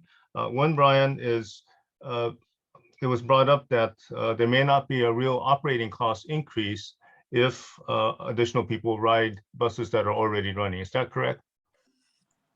Correct. The assumption is that the existing capacity can handle a substantial amount of new riders at this point. Thank you. The other question I have is, there's a calculation of potential revenue loss, and I want to kind of clarify or get a better understanding of that. So when we talk about increasing the pass to 24 and under, you came up with a figure of $35 million of potential revenue loss. This is counting that if everyone used it and actually paid. Is that right? Correct. Using the 2019 data on the folks in that age range, how much the agencies were receiving in revenues from them, we gave that's our estimate on what the revenues that would be lost. So would you say that's a pretty optimistic revenue loss potential, counting that would go back or even increase our usership? I mean, it's a conservative estimate, I guess, and it's just so hard with our ridership now with COVID, and so as we recover more and get more data with Pronto, we'll have a better understanding. But and I also want to answer Mayor Minto's question. Yes, it was presented, the results of the pilot program with the city of San Diego and the schools. I know because I was the one that came to Sandag and gave some of that information to the board. It was a successful program. It actually principals in the high schools that participated were very happy to have that because it actually increased the average daily attendance, which increased the income for the schools. And in some schools, in other areas, they do want to help pay because it actually increases the revenue for the school by increasing attendance, let alone the educational benefits. This is a really celebratory day. I'm so happy that I'm actually getting to be on the Sandag board to vote yes on this. But I want to also point out how we got here. We got here because of leadership. Leadership from our Vargas, Councilmember Moreno, leadership from the Sandag board on passing an equity statement, but also leadership from executive director, because Hassan asked staff, go look for some money. We need to do this. That's what happened. I want that culture to change at MTS and North Coast Transit. It's about service to our community. It's not about revenues. Yes, we want to balance the books. And I understand that our transit operators need to seek every dollar they can. That's fine. But the community has been asking for this program for over 10 years. And I don't hear all of our agencies listening to the community and making it happen. That's the culture that needs to be changed, the culture of service over the economic model. Yes, we want people to be paid well. Yes, we want our balance sheets to be balanced. But ultimately, it's about listening to the community and providing a service. And I hope both MTS and North Coast Transit sees what happened here at Sandag and follow suit and make that cultural change in your organizations. That's what needs to happen. And I look forward to the equity group continuing their good work and moving forward on not only finding ways for us to find to fund the entire program for 24 and over, because that was a demographic data that was actually a known information. That's why we picked 24 and under. It has to do with the age class that needs this transportation service.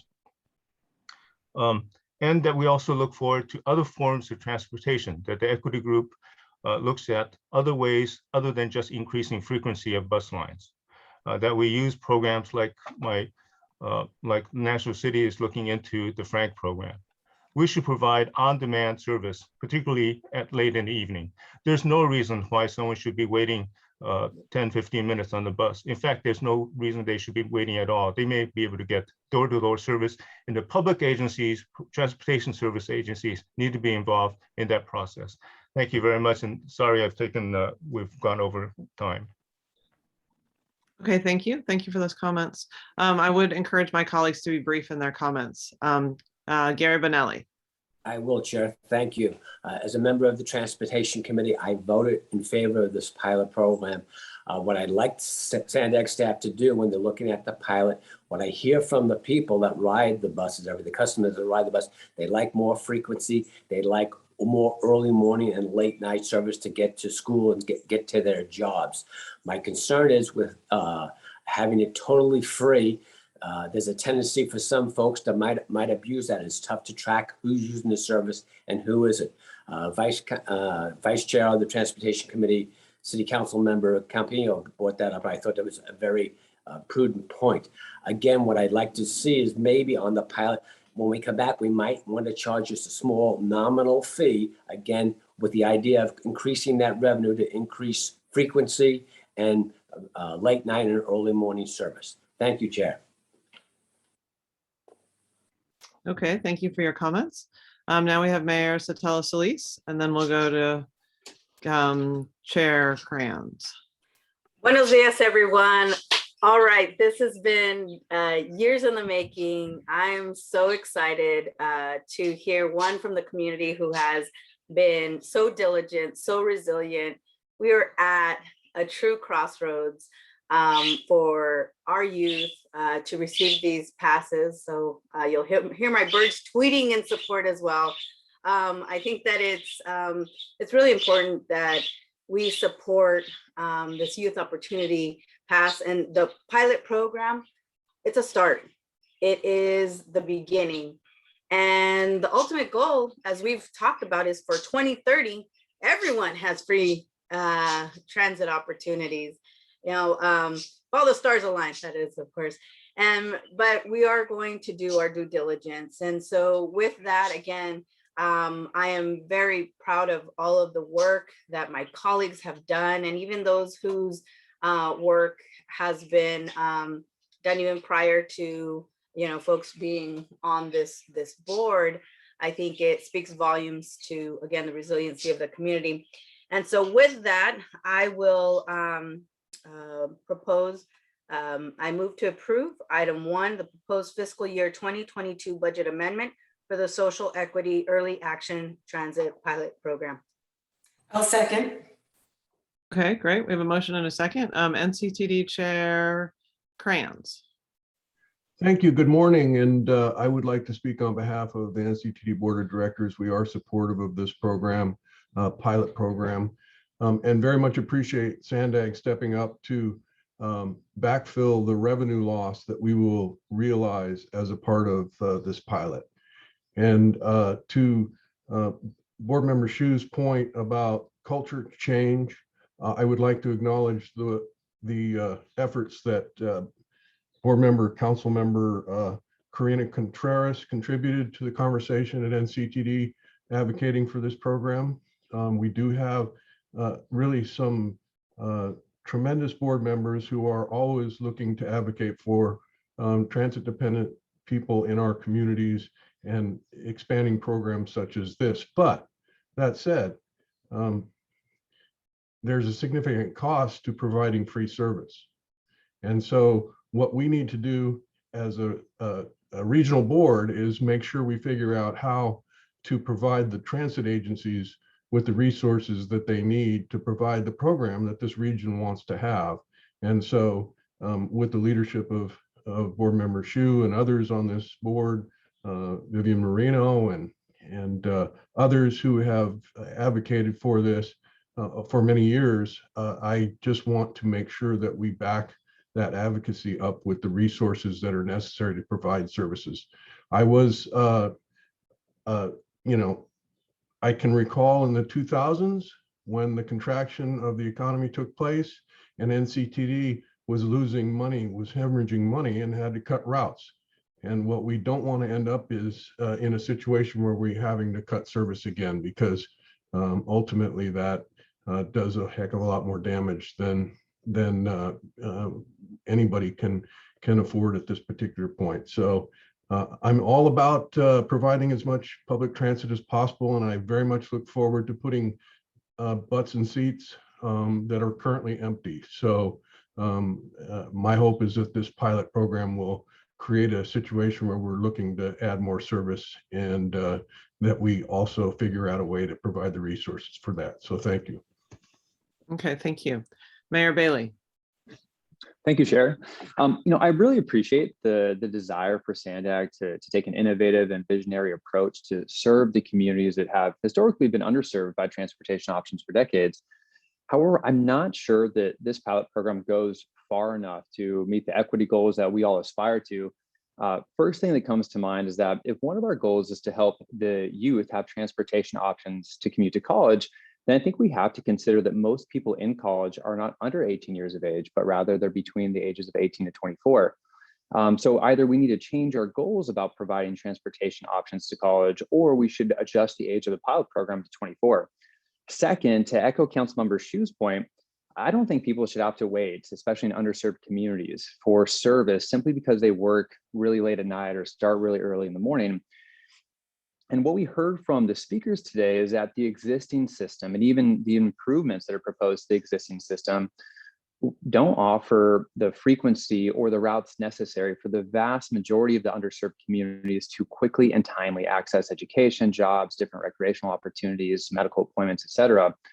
So making transit free definitely reduces some of the economic burden, but there's an even larger economic burden than the fare paid by riders, and that is the economic burden of the opportunity cost associated with lost time with family and work, having to adjust their schedules to wait for infrequent service, and the long travel times on public transit that this pilot program it can't exist, or excuse me, it doesn't really address.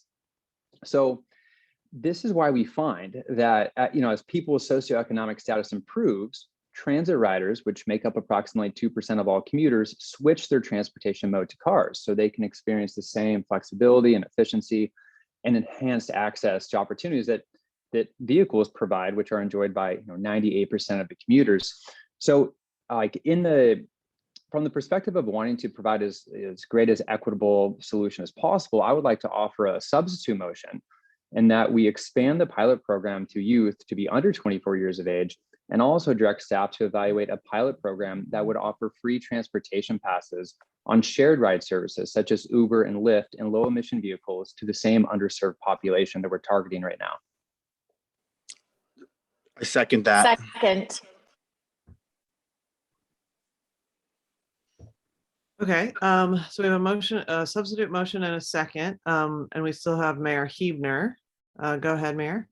Sure, I'll be very brief. I'm very excited about this project for all of the reasons that have already been articulated. I'm looking forward to the results of the pilot, which I think are going to point out that there are no routes for Solana Beach students to get to school. So NCTD, listen up. We need some additional routes to help our students be able to get to the schools, especially our high school kids who go all the way to Torrey Pines. And there's no way other than a car to get there. Okay, thank you. Mayor Gasterlund. My understanding is that there's 6 million available. Sorry, I have something tickle in my throat. 6 million available for 18 and under, but it would be $35 million for 24 and under, and we don't have the extra $29 million. Is that correct? Correct. We were told by finance of the budget we had, and so working with our social equity working group subgroup, we really got into the details of how we could best move forward a pilot with these limited funds. But they all recognize that we need a whole lot more. And so we all want to do a whole lot more. But I think at this time with the pilot, we're looking for the low hanging fruit that we can find some success and then move forward, as we adopt the regional plan and find other funding mechanisms, how we can advance all the other things that we're talking about, because we realize more transit, faster transit, that's the goal of our system as we build it out. If I may, Chair, add to this, just what Brian just said. So we're doing this pilot with 18 and under, but I want to remind everyone that the regional transportation plan that's going to go to you for adoption in less than 2 months spells out what Mayor Sotelo said it alluded to, that by 2030, we would like to make sure transit is free for everyone. And 2030 is not far off. We're 8 years away. That doesn't mean that we're not going to look for additional funding to do more as the result of this pilot comes in. But I just remind you, this is a first step when Supervisor Vargas and talk about the county partnership with Sandag. I think we never thought that we're going to stop here. This is just the beginning, and the plan is going to spill out, and it's up to you whether you adopt it or not. It's going to spill out by 2030. We shouldn't have any restriction on using transit. And the last point I want to make, we're in COVID. Our transit ridership is still not even at 50%, is still approaching. So that complicate the situation a little bit, but we're gonna see what happened between now and March when this pilot starts. And we wanna make sure that you get the data and information needed to make a judgment. But remember, this is a time that's unprecedented and hard to evaluate. Thank you. Okay, thank you. Mayor Jones. Oh, okay. My apologies. Sorry about that. I had a beeper on and I didn't want anyone to have to listen to it. There's nothing worse than background noise. Anyway, about a third of the population is in North County.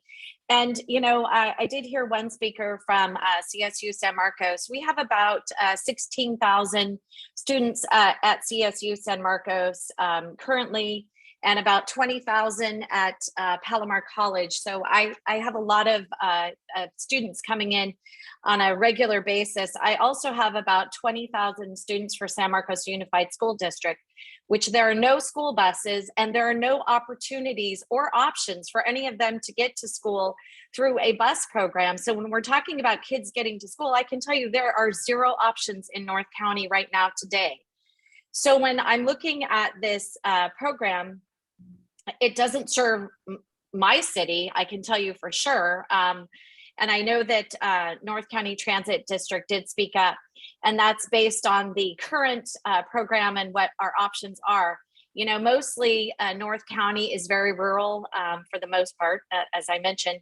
And I just want to make sure that moving forward, we are really talking about sensible options that are going to include all of our lower income areas. In San Marcos, I have a district that is extremely low income, and none of them have any opportunities or options to get to school. And so it's very difficult for my residents specifically to utilize and benefit from something that their taxpayer dollars are actually paying for. So I want to keep that in mind, because when we're talking about equity, it needs to be North County and East County as well. And I know a lot of these situations are, centered in San Diego because there are options for them today. But when you don't have options, it shouldn't leave you out in the cold. And I do want to get a better understanding of who is on this working group as far as representing North County. One of the speakers said earlier that she's at CSU San Marcos, but when I looked at the list, I only saw one person from North County Transit. So if you could send that out to the board to make sure that our communities are fairly represented, that would be great, because I don't want my community and the rest of North County as a whole. We have Innovate 78. I don't want any of us left out in the cold. So anyway, thank you for letting me speak today. Okay, thank you, Mayor Jones. Mayor Hall, and then we'll go ahead and vote on the substitute motion.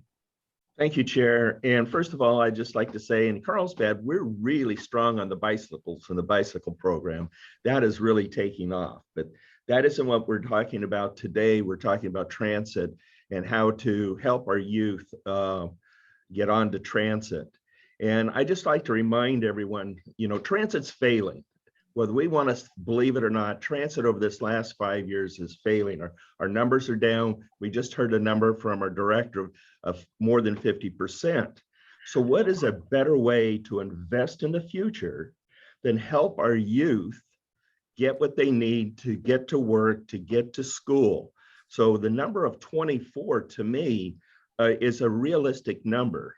And I would just ask the transit agencies, what's the difference to run an empty bus or a full bus? And so I think today, if we really believe in transit, then let's let the youth who's going to ride transit for hopefully another 60, 80 years, let them lead the way. So today, I strongly support what Mr. Bailey has said and said, if we're going to do this, let's do it. Okay, thank you. So let's go ahead and vote on the substitute motion. Thank you, Chair. For the city of Carlsbad, Mayor Hall. Yes. Thank you. For the city of Chula Vista, Mayor Salas. I don't know what the substitute. Can you ask? Mayor Salas, were you asking to hear the substitute motion? Yeah, can you please let me know the substitute motion? Yeah, let's, I'll put it back up on the screen in just a moment. Just give me one moment.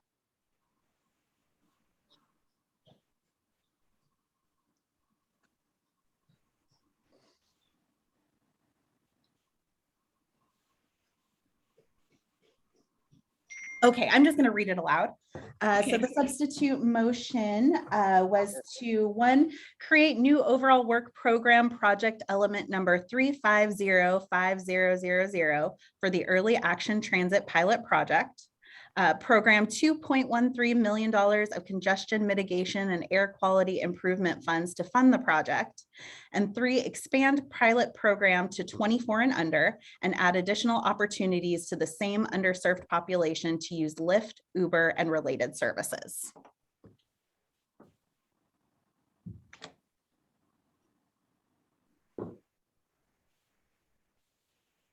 Aye. Thank you very much. For the city of Coronado, Mayor Bailey. Yes. Thank you. For the county of San Diego, Supervisor Lawson Reamer. I know we're only supposed to vote, but I just want to say as a point of process, it would have been significantly preferable to hear from the committee who spent many months putting this together and bringing this forward to us and hear their view on the substitute motion before being asked to vote on this motion. In the absence of guidance from that committee, I'm a no, and I will continue to support the work of my colleagues who were very thoughtful in bringing this forward. Thank you. For the city of Del Mar, Mayor Gasterland. For the same reasons as we heard from Supervisor Lawson Reamer, I'm going to vote no on this, fully intending to vote yes on the next one. Thank you. For the city of El Cajon, Mayor Wells. Yes. Thank you. For the city of Encinitas, Chair Blakespear.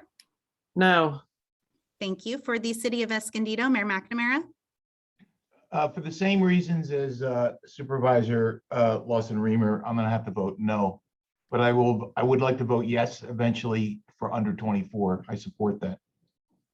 Thank you very much. For the city of Imperial Beach, Councilmember Aguirre. For the same reasons stated previously, my vote is no. Thank you. For the city of La Mesa, Councilmember Shu. No. Thank you. For the city of Lemon Grove, Mayor Vasquez. No. Thank you. For the city of National City, Second Vice Chair Sotelo Solis. Solis, nay. Thank you. For the city of Oceanside, Councilmember Rodriguez. Yes. Thank you. For the city of Poway, Mayor Voss. Yes. Thank you. For the city of San Diego, Vice Chair Gloria. No. Thank you. For the city of San Marcos, Mayor Jones. Yes. Yes. Thank you. For the city of Santee, Mayor Minto. Yes. Thank you. For the city of Solana Beach, Mayor Hebner. No. Thank you. And for the city of Vista, Mayor Ritter. Yes. Thank you very much. Yes. Francesca, this is Mary Salas. I'd like to change my vote to no. Thank you. Let's give production a moment to update that. And that motion does not pass. Chair, I'd like to move the staff recommendation. Okay, that one is the first motion and it had a motion and a second already. So we'll go to that one. Chair, before voting, this is Mayor Bailey. I would like to ask the maker of the motion if in order to try to build a consensus and get a unanimous vote here, if the maker of the motion would accept an amendment to the motion that would also add that we direct staff to evaluate a pilot program that would offer free transportation passes on shared ride services, such as Uber and Lyft and low emission vehicles to the same underserved population that we're targeting now. At this point in time, with all the work that has been done with the subcommittee, I'm going to have the motion stand as is with the language as provided, 18 and under in the pilot program. Thank you so much. Understood. Thank you. Thank you very much. For the city of Carlsbad, Mayor Hall. I vote no. This does not go far enough to support our youth. Thank you. For the city of Chula Vista, Mayor Salas. Yes. Thank you. For the city of Coronado, Mayor Bailey. For the same reasons as Mayor Hall, I'm a no.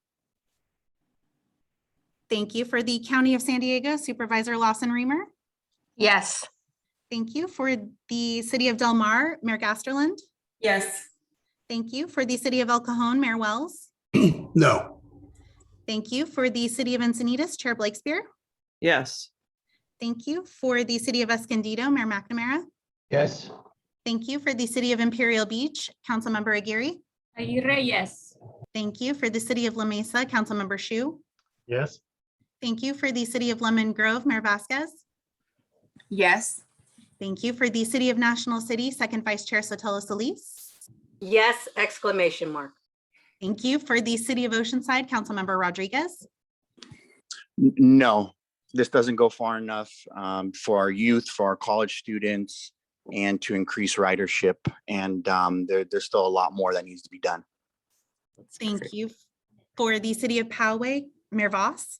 Doesn't go far enough, no. Thank you. For the city of San Diego, Vice Chair Gloria. Yes. Thank you. For the city of San Marcos, Mayor Jones.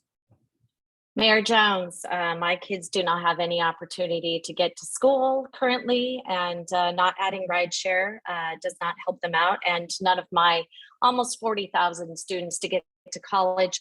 So my vote is no. Thank you. For the city of Santee, Mayor Minto. While this may not necessarily go far enough, I think it is a good start. My vote is yes. Thank you very much. For the city of Vista, Mayor Ritter.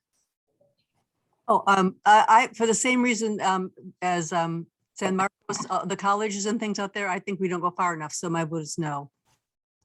You forgot Solana Beach, Francesca. Oh, I'm so sorry, Mayor Huebner. Can you go ahead and state your vote for the record? Yes, this is a good start. We're working within our budget means, and I say yes. Thank you very much. And that motion does pass.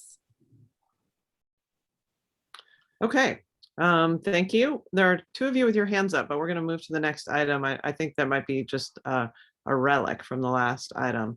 So now we have number 2, the Regional Digital Equity Strategy. So I'll hand it to staff.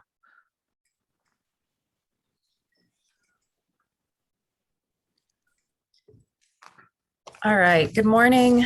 Thank you so much for the opportunity to provide you with an update on some incredible progress we've made since the last time we came to you in January for the first time to have a discussion about the digital divide. With me today, presenting from Sandag, is Crystal Ayala. She is my co-pilot on digital equity work here at Sandag. We also have a panel of outside partners joining us today. From the County of San Diego, we have Sarah Agassi. From the Southern California Tribal Chairmen's Association, we have Mike Conley, and then from Cox Communications, we have Sam Atisha.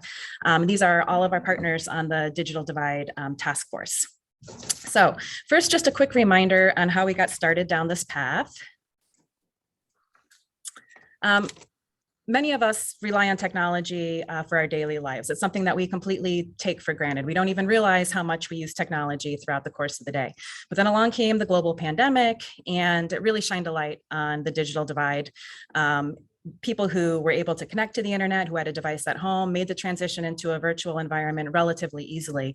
But those who didn't have internet and device at home were completely cut off from society, education, jobs, critical services, and information. And many of those same communities that were affected most by the digital divide are the same communities that had the highest unemployment rates and were hardest hit by the COVID-19 pandemic. And you'll see a little bit more data on that later on in the presentation. Beyond equity, though, technology and high quality broadband service is absolutely essential to the future of transportation. The 5 big moves relies on broadband connectivity. We can't manage and monitor the transportation system without it. Connected and autonomous vehicles don't work without it. And the tools that people use to plan and book and pay for transportation require broadband as well. So it's not just a nice to have any longer, it is a must have when it comes to transportation. I want to do a quick tutorial on broadband infrastructure because it's important for the conversation that we're going to have in a little bit about infrastructure needs in our region. So you'll see in this little diagram here that there's a fiber optic backbone, and you can think of this like our interstate system or Amtrak service that runs across the entire country. Connecting to that is the middle mile network, and the middle mile network connects that fiber optic backbone to an internet service provider's distribution hub. So this is like a state route or the Lausanne corridor. Then the last mile that brings the internet connection to your home, that can be provided by a variety of means. It doesn't have to be fiber. So similar to like last mile connections to transit. So recognizing the severity of the digital divide in 2020, our state really jumped into action. So first, Governor Newsom issued an executive order 7320, which directed a variety of state agencies to implement actions that would increase access to broadband statewide at far higher speeds than the federal threshold is for broadband. So 100 megabits per second down and 20 megabits per second up. He also requested that the state develop a state action plan, and that action plan was developed and released in a really short time frame last December, and the state has already started implementing that action plan with the support of several pieces of legislation. So Senate Bill 4 and Assembly Bill 14 were signed by the governor just a couple weeks ago, and both of those bills improve what's called the California Advanced Services Fund, and that's a funding pot that's managed by the California Public Utilities Commission, and it's funded through surcharges on telecommunications companies. So what the legislation does is that it extends the life of the funding program, and it takes the cap off of the funding program. So more funding will be available to implement digital equity initiatives statewide. The legislation also requires the California Public Utilities Commission to collect better data from internet service providers. And this is key because there isn't reliable data that's easily available today. It directed the State Department of Economic Development, GoBiz, to work with local government agencies across the state to streamline permitting and land use approvals for broadband infrastructure as well. And then Senate Bill 156 was a budget trailer bill. So this proposes a plan for investing $6 billion to build a statewide open access middle mile network, as well as last mile connections to that middle mile network.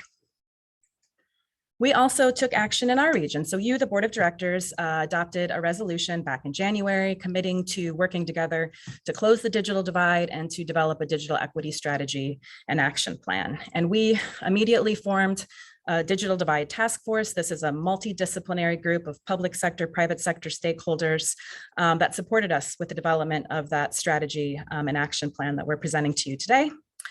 In addition, we joined a coalition of leaders from across Southern California. Where Skag region and Sandag region combined together, we make up about 60% of the population in the state, and we need to be coordinated in our planning and policy development around broadband. So we've been working together. The task force, one of the first steps that they took was to develop a vision, goals, and guiding principles. And our vision is a region where everyone has access to high quality broadband connectivity and the tools and skills needed to use technology to improve their lives. And the goals for our strategy are divided under access and adoption. So access is really focused on making sure that every household, regardless of income or where they're located, has access to the internet and has a device to be able to connect to the internet. On the adoption side, we need to make sure then that everybody has the skills, the tools, and the resources that they need to be able to use technology to improve their lives. Once we had our goals, we embarked on a broadband gap analysis. We really needed to understand the issues in the region that we were solving for with the strategy. And I'm going to have Crystal walk you through data in more detail, but here's a snapshot of some of the key findings. Our rural communities are far less likely to have fixed broadband available. And even in areas where we have broadband available, we have low adoption among our lower income households. Only 17% of seniors, and we also have low adoption among Black, Hispanic, and American Indian households in our region. Up to 40% of students at the onset of the pandemic didn't have internet access at home. And even those folks that do have internet reported during the pandemic that the quality of the service wasn't necessarily meeting their needs, and it was making it hard for them to be able to do their jobs at home. So with that, I'm going going to hand it over to Crystal, and she's going to show you sort of spatially some of the data. And I also want to share, we have a digital divide story map that's available online, and we'll make sure that you have a link to that as well if you want to peruse the data in your own time. Crystal? Thank you, Antoinette, and good morning, board members. So as Antoinette mentioned, the impacts of the digital divide are felt by many San Diego communities. And to better understand the problem, we really started by looking at access. Who are the communities that have access to broadband today? So what you can see in this map here are the communities in green that have access to fixed broadband services. This is data that comes directly from the CPUC and is actually based on information that's directly provided by internet service providers, ISPs. But a word of caution here is that if a provider offers internet service to one single household in a census block, that entire census block is technically deemed served. So as you can imagine, that leads to quite a bit of overestimating, overreporting broadband accessibility. And this is important to us, right? Because many agencies are using this data to make decisions around where broadband investments are needed, and why acquiring better and more granular data is a really important part of our strategy moving forward. And even if you have access to broadband services, that doesn't necessarily mean that you are connected. Portability is a huge barrier to adoption. And what you can see in this map here are zip codes that have high concentrations of low-income households without broadband and a computer at home. I just want to stop here because I think sometimes we get lost in the statistics and the mapping. This is a lot of households that were impacted by the digital divide. You can only imagine what it was like during the pandemic to try to stay connected to friends, family, participate in distance learning or telehealth without a reliable internet connection or device at home. Adoption is really low in our rural areas, as you can see in this map, but there's also many communities in the urbanized parts of the county that have low adoption. Communities like City Heights, Logan Heights, National City, or San Isidro. And what we've learned from reporting that Ray Major and team have done during the pandemic is that these are the same communities that were impacted most throughout the pandemic, have the highest unemployment rates. And so providing connectivity here is really critical. We also looked at cost of service, and that really helped to paint a clear picture of why adoption is so low. Some households in the rural parts of the county are paying upwards of $90 a month for service. The San Diego Housing Commission recently surveyed residents in their public housing complexes and found that some residents are paying upwards of $50 to $200 a month. These are households that have household income of $15,000 a year. It's no reason why internet service is just completely unattainable for so many households. I do want to also mention that there are providers that provide affordable internet programs to households, but eligibility really varies by the provider, and that limits the kinds of households that are able to enroll and really benefit from access to these programs.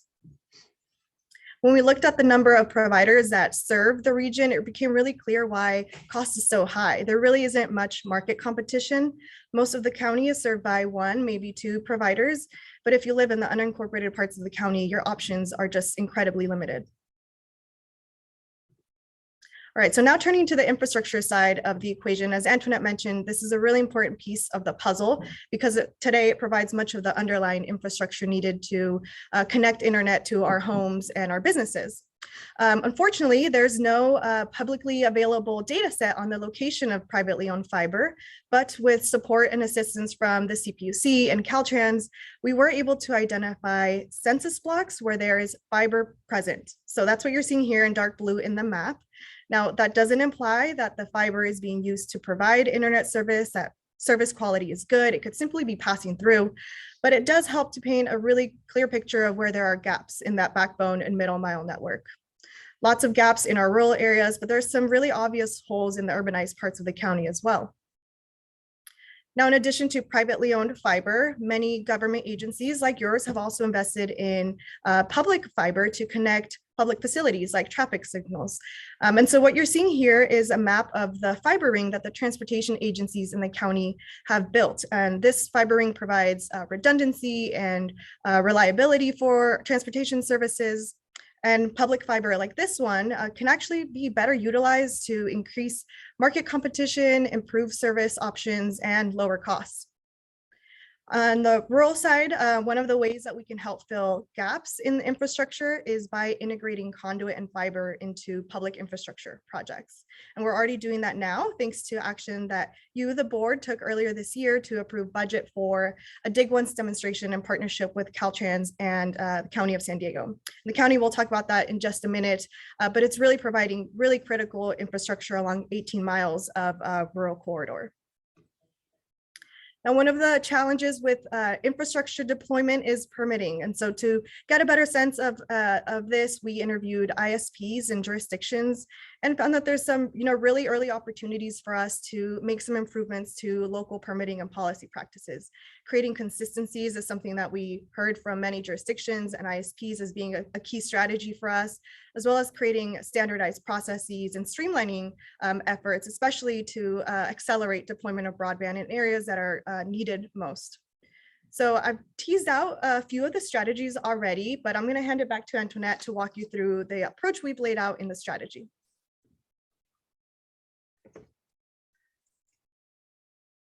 All right, so based on all of this data analysis and more, we were able to identify sort of 7 overarching strategies. And these strategies are going to serve as the framework for the action plan that we'll bring back to you in December. The action plan will have very specific near-term and continuing actions that are associated with each of these strategies.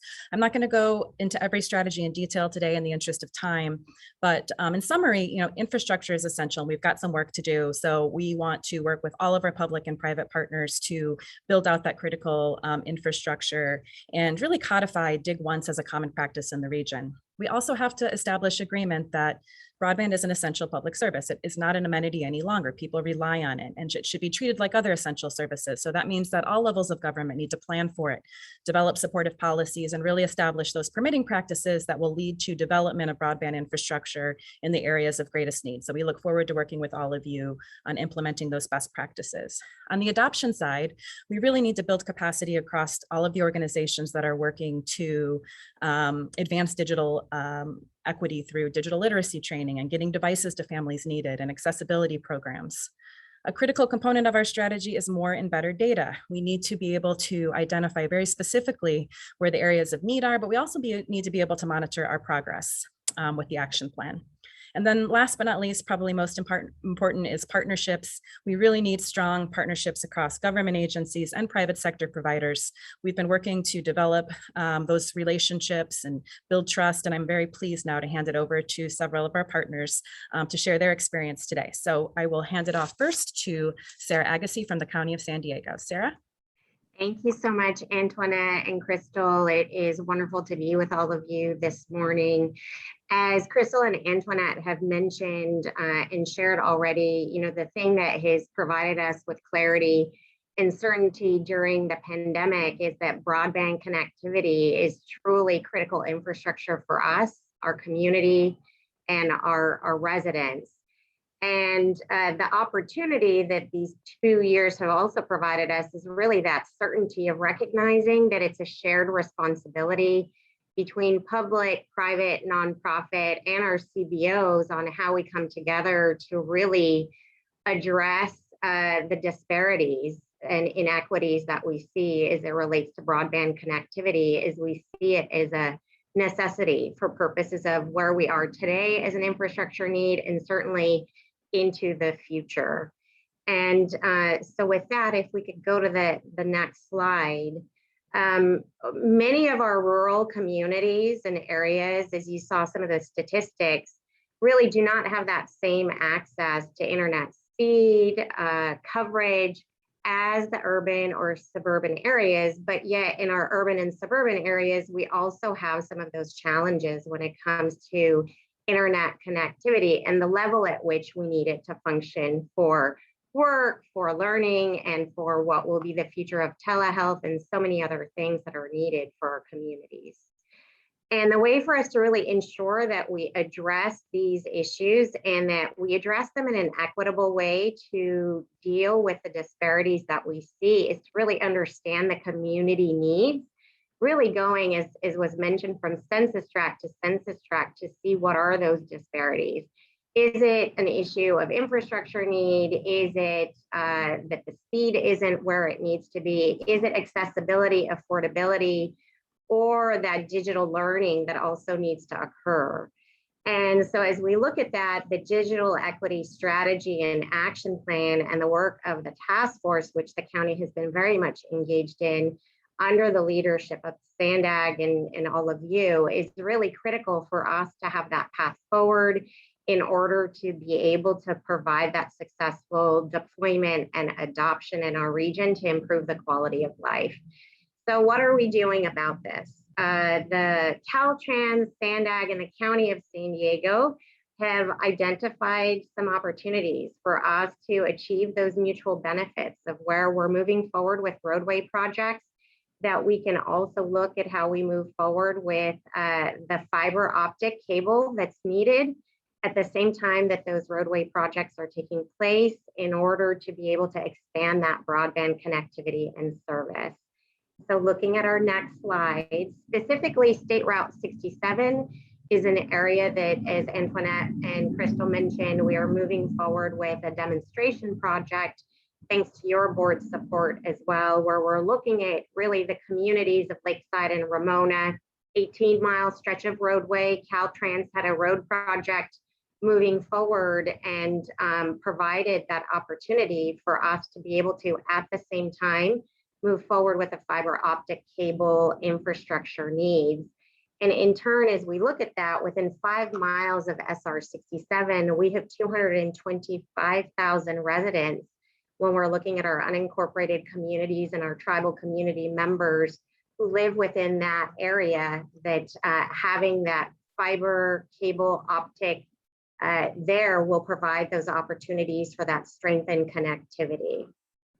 And then if we could look at that next slide as well, is that through the cooperative agreement that Sandag, Caltrans, and the county have, we committed $7 million to that project, but really looking into the future, we're sharing our projects across all 3 agencies to see where we're able to forge these same partnerships in being able to achieve those mutual co-benefits and also frankly provide those savings in the future, where we're not moving forward with a road project and then having to come back and dig again in that same area to lay down our fiber optics.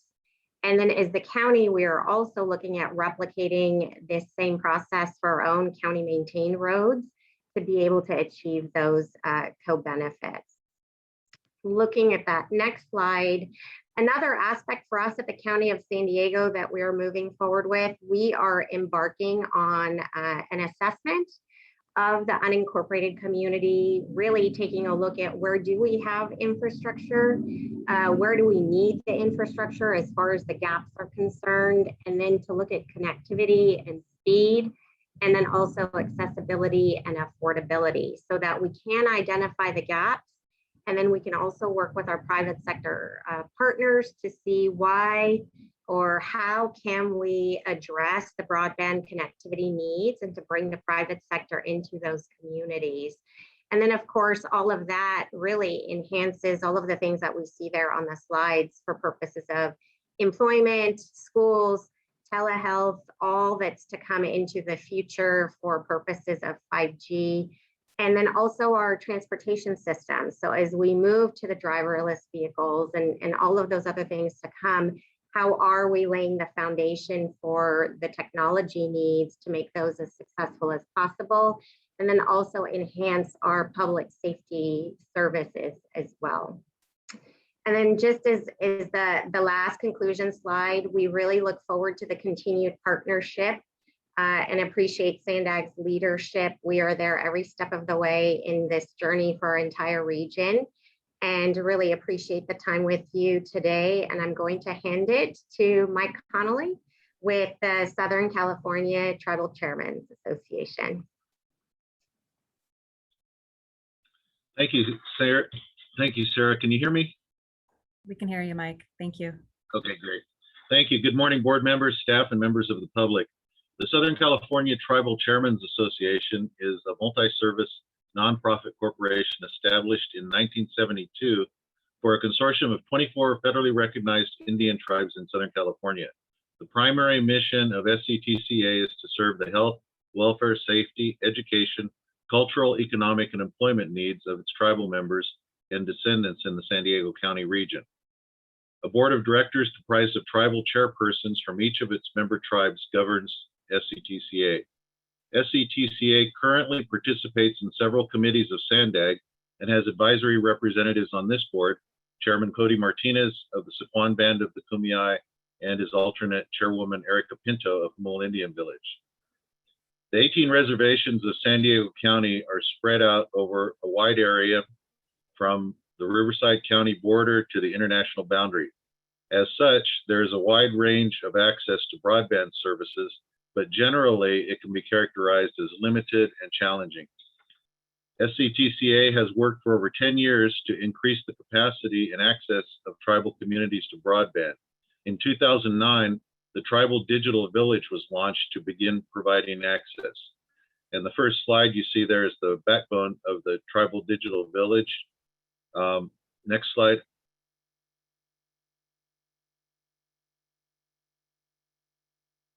And these are some pictures of our relay transmitters.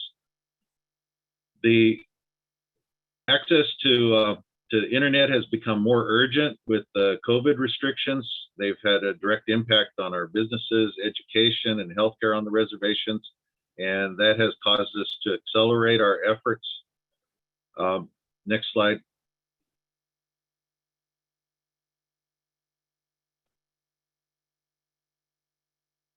Our current capacity, and I won't read all of these things to you, but we've really, since 2009, we've increased our capacity tremendously.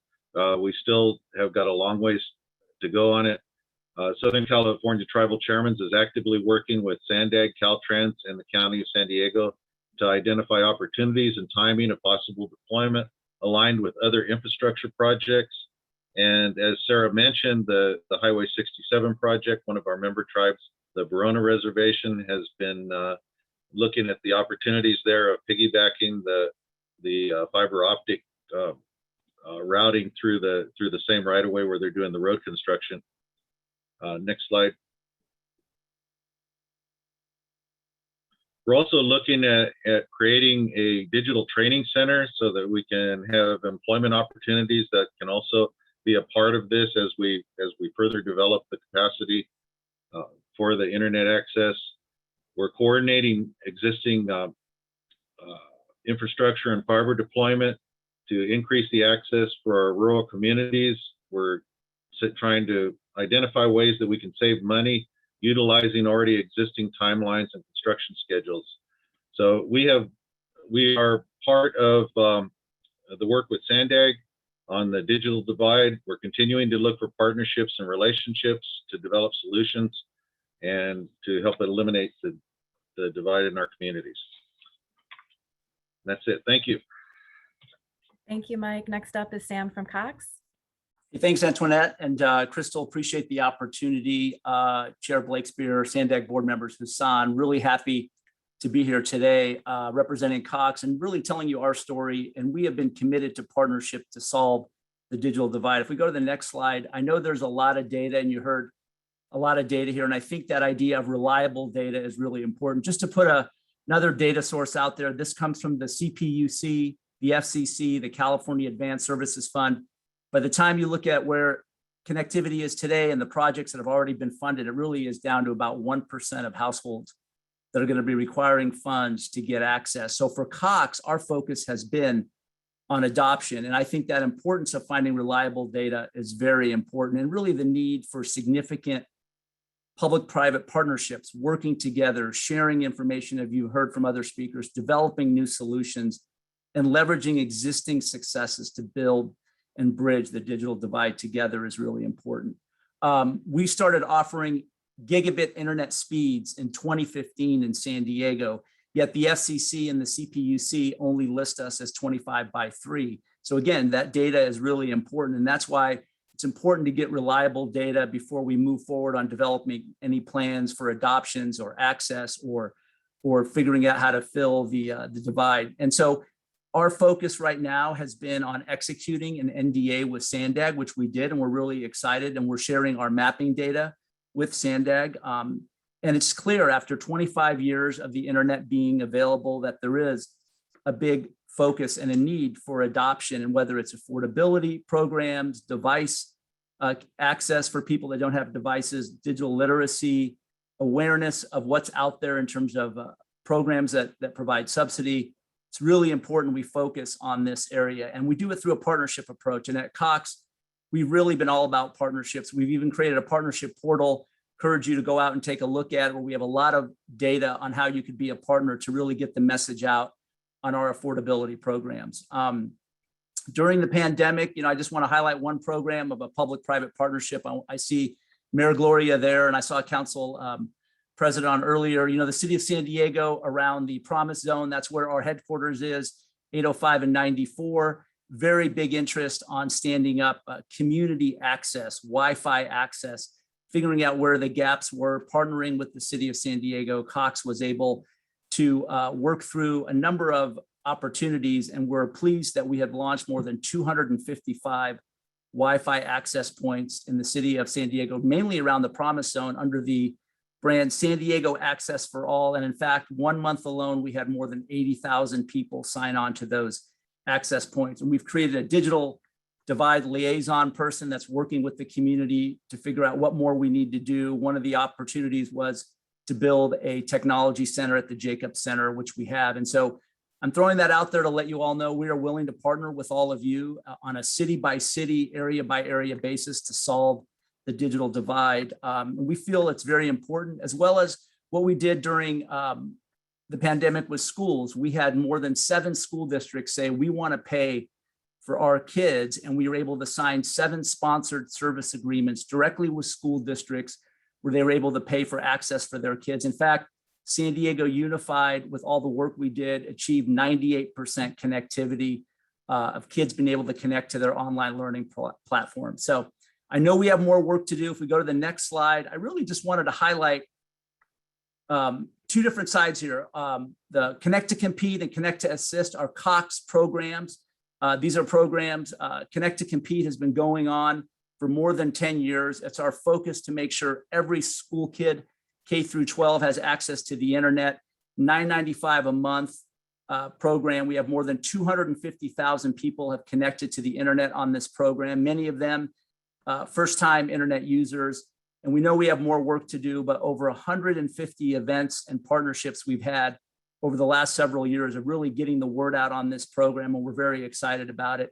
And we know we need to do more, and there's opportunities. And so we're launching Connect Assist, which is our affordability program focusing on seniors, veterans, those that are disabled, and others that are on some kind of government assistance program to be able to take advantage of an affordable internet option and really leverage what's on the other side of the screen. These are federal programs, the EBB program, a great program that came out of the pandemic that right now pays up to $50 a month for internet connectivity. It's going to go to $30 a month. We've been out there promoting it hard. We have over 150,000 people connected onto this program across the country. And again, it's a way for folks that can't afford internet to get their internet subsidized. The special payment program under the CARES Act, this is a great opportunity for folks to leverage that master agreement with Cox and put as many kids or other folks on there and pay for those under one master agreement. We've got a very simplified digital electronic process here. We're excited to work with anyone that wants to pursue that, as well as the ECF program. But I think really it comes back to, I think what I heard a lot of, public-private partnerships, opportunities to align on data and level set, really looking for how we move forward together. And Cox has been willing and able and committed to doing this in our region for years, and we're still committed to doing this. We're happy to work with each of you on a city-by-city basis, what we can do down with your cities, with your school districts, with the nonprofits. We're excited to partner with you. And I really want to thank Hassan and team for the opportunity to be a part of this. We're excited where this is going to lead for our region, and we're committed to be part of the solution. Thank you. All right, thank you. So as I mentioned, all of the data that we've collected and the work that we've done to date is in a digital divide story map on the SANDAG website, so you can peruse it at your own time. In terms of next steps, we are in the middle there with presenting the digital equity strategy. We'll be back in less than 2 months with the action plan. But I want to just take a pause. We've shared a lot of information and see if there's any questions that you have. I'll hand it back to the chair.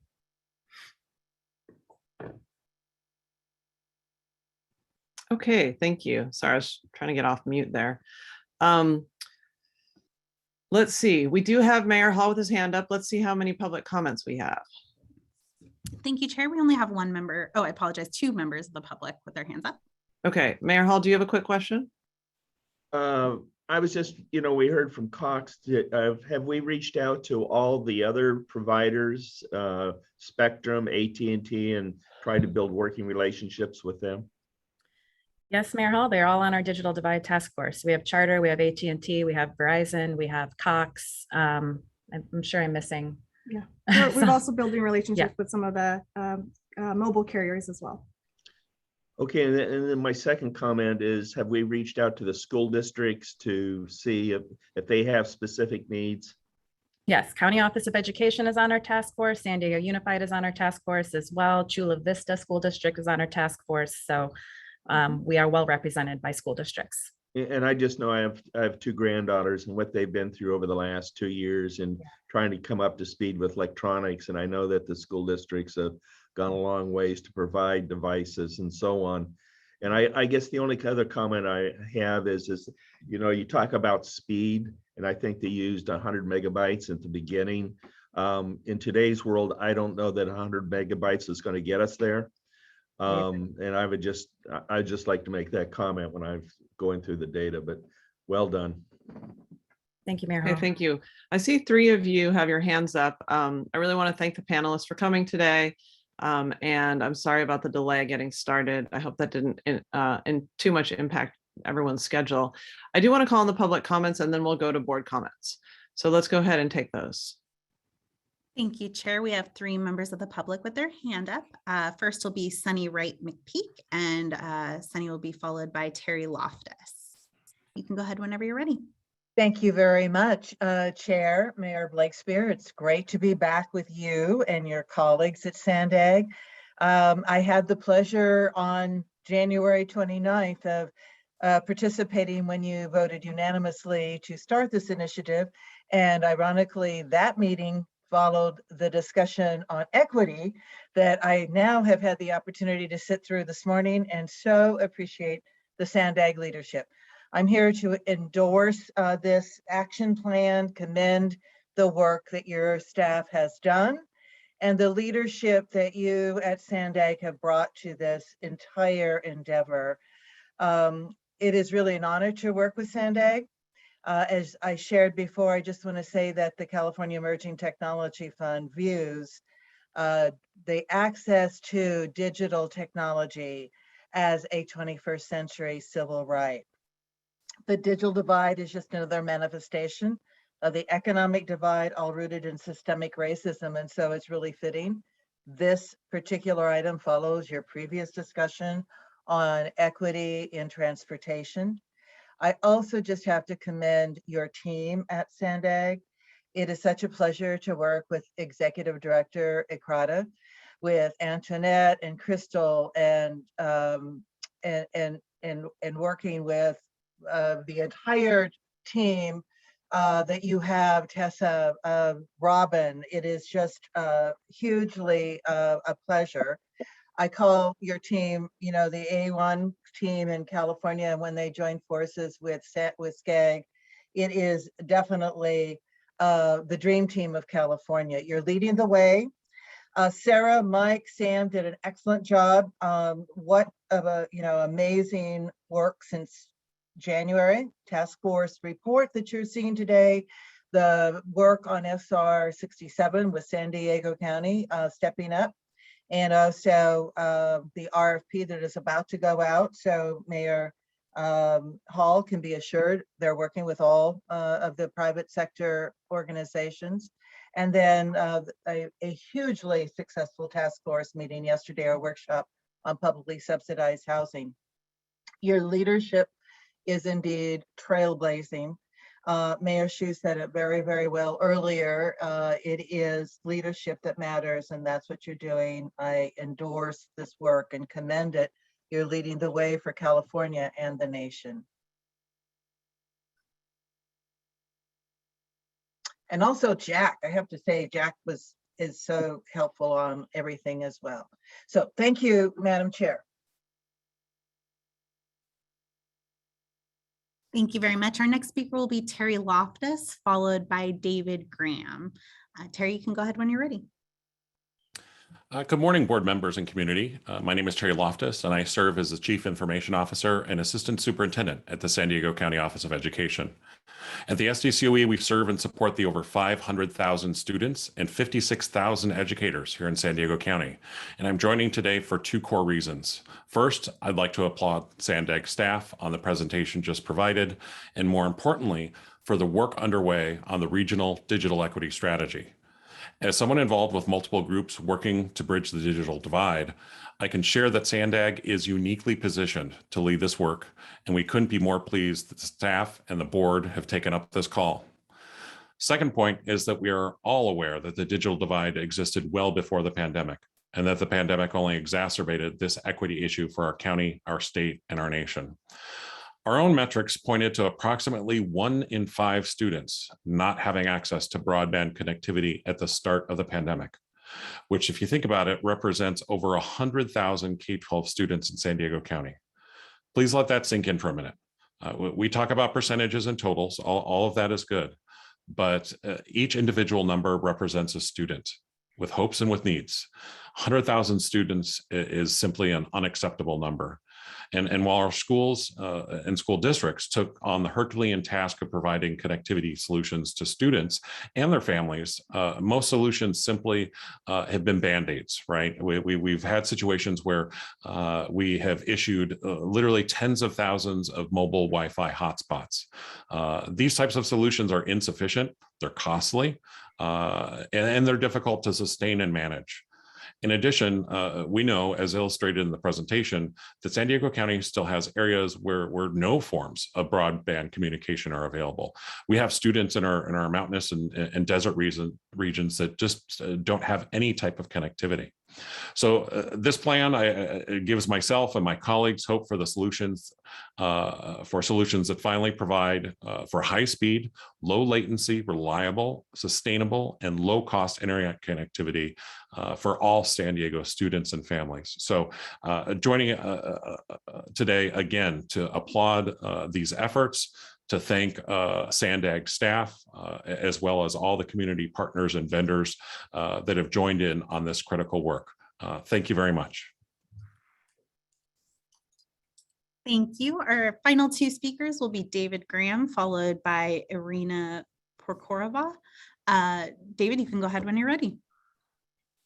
Thank you for this opportunity to speak. David Graham, Chief Innovation Officer for the City of Carlsbad and also the Director of Innovation and Economic Development. Wanted to lend our voice to thank SANDAG for inviting us to participate on the task force, as well as other cities and all the multitude of partners. This is still a work in progress, but we know that bridging the digital divide is crucial to the things that we're doing in the city. Whether it's economic development, whether it's education, whether it's workforce development, connectivity is absolutely key to today and to the future. I want to give a special thanks to the SANDAG staff who frankly have moved very efficiently and quickly in doing this, but have done it in a very open and collaborative way. Particularly the leadership of Antoinette and Crystal and the entire SANDAG team. They've been very welcoming to all points of view. And I think it really is a model for trying to address these questions. Obviously, there are more recommendations to come, but we've been pleased with the level of engagement that has occurred to date, and hope to see more of this and resources behind it as things move forward. Thank you so much for a moment to speak. Thank you, David. And our last speaker will be Irina Prokhorova, You can go ahead whenever you're ready. Good morning, Board of Directors and community members. My name is Irina Prokhorova, and I'm Executive Assistant to the Director of San Diego Futures Foundation. We're thrilled about the opportunity to be part of the working group and add value to the Digital Equity Strategy Plan. Over 21 years, our organization have been offering digital literacy classes, affordable computers, and IT services to the underserved population and to the nonprofit organizations. We currently offer over 20 programs and services, and for many, it was a life-changing experience. And here are some testimonials from our participants. Now that I've finished the adaptive technology program, I'm planning on finding employment, doing more advocacy work, and hopefully starting my own business. The instructors at the San Diego Future Foundations are awesome because they understand what you're going through, since they're also visually impaired and blind themselves. I couldn't communicate well with people when the pandemic hit. I had to drop off my City College class. I can effectively use Facebook Marketplace to help supplement my social security check. I cannot effectively contribute to my local political scene without knowing how to use technology. Having acquired a laptop from San Diego Futures Foundation has helped me deal with apartment recertification and taxes preparation, as well as communication via Zoom meeting once during the pandemic. Not knowing how to update my computer and not certain how long it will work or when it is time to purchase another computer. We constantly survey our participants to learn about the need of population. Do you feel isolated in today's technology-driven society? Which digital education topic interests you the most? What type of the digital devices participants are usually use at home? Some of these questions, these are some of the questions of our surveys. Moreover, we have information on age breakdown, gender, ethnicity, and zip code. We share these statistics and testimonials with the SANDAG working group to help develop regional digital equity strategy.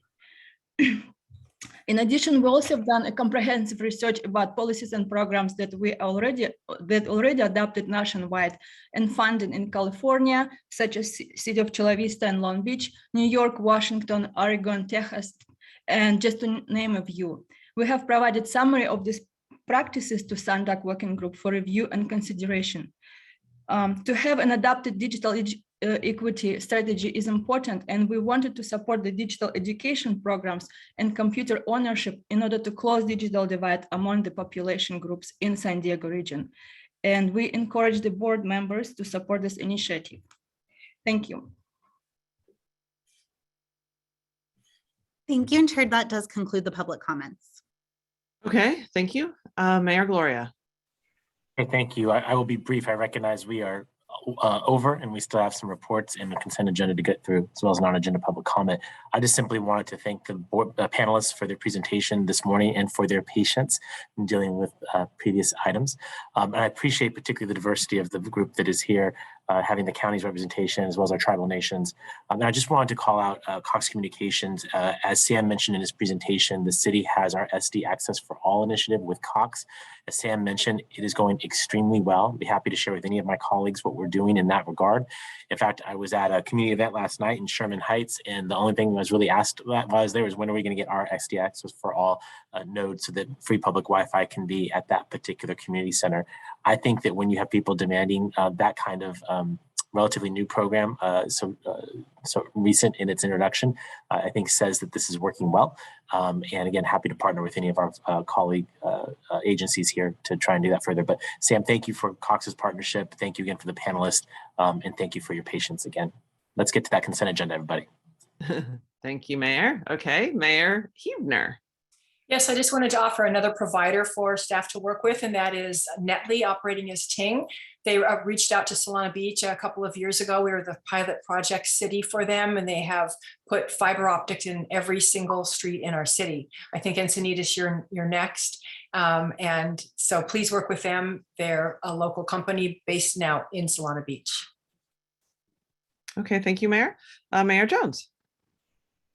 Thank you. I just wanted to mention that since we have, I just want to make sure we're focusing on this, about 7% of my total housing is deed restricted affordable. And so a lot of those folks need help having affordable opportunities for digital equity and making sure that they're served. The other thing that I wanted to mention is that our seniors, we have about 13% of our total population as seniors, and we want to make sure they're covered too. So focusing on senior centers, YMCA organizations, Boys and Girls Club, all of that.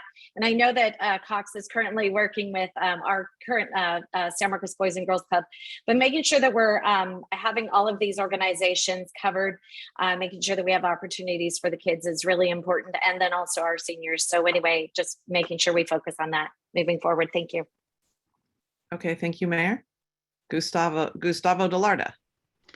Thank you, Chair Blakespear. I just want to mention something quickly about the 67 project on how much we appreciate the partnership with SANDAG and the county in putting that project together.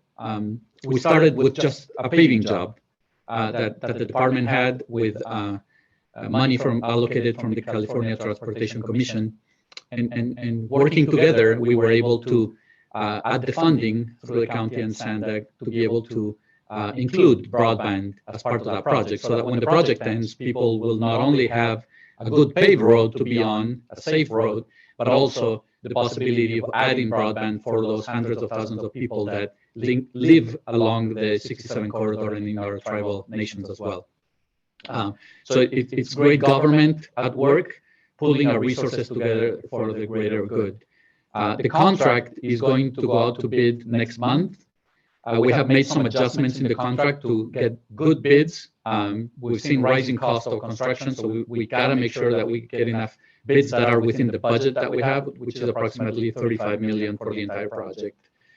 And then on a separate subject, Caltrans is working with the California Department of Technology to identify other areas where we need to fix the middle mile problem or the middle mile gap. So we're also looking with the California Department of Technology for other opportunities throughout the district where we can add broadband on other routes, either as add-ons to projects like we're doing on 67 or as a standalone project. So just wanted to share that with all of you. Thank you. Okay, thank you, Mr. Delarda. Well, thank you again to the panelists and to staff for your hard work on this important topic. We'll now move to our next item, which is item number 3. And I'll just hand it to Andre to take it from here. Thank you, Chair Blakespear and members of the board. I will go through my slides fairly quickly. I realize that we're running out of time a little bit, but there's some information that our attorneys do need to share with you as board members that is important. So next slide, please. In general, as with all bond transactions, we put together a finance team besides the SANDAG staff. With us today on the call are our financial advisors, Peter Schellenberger from PFM, and our bond counsel, Victor Shu and Stepan Haitayan from Norton Rose Fulbright. Next slide. So the 5 items that we'll be going through today really quickly is, first of all, why we are releasing the debt service reserve fund, the credit ratings associated with those bonds, and then the attorneys will go through the bond documents and the credit consents, and then I'll just go through a calendar of events. Next slide. So if you recall, back in November, we came to a board, we came with an item to the Transportation Committee first and then to the board describing that there's a potential shortfall that we have our transit funds over the next 5 years. And so we did a number of items, including refinancing the TIFIA loan, refunding some of the bond issuances that we've previously had. And one of the items that we came to you with was the release of the debt service reserve funds. And that is what we'll be talking about today. That will give us some additional cash flow resources. Next slide. So currently there's a $17 million in our 2008 debt service reserve fund. And this is the very first issuance that we did since Transnet 2 is approved. And it's the only series of bonds that actually has a debt service reserve fund.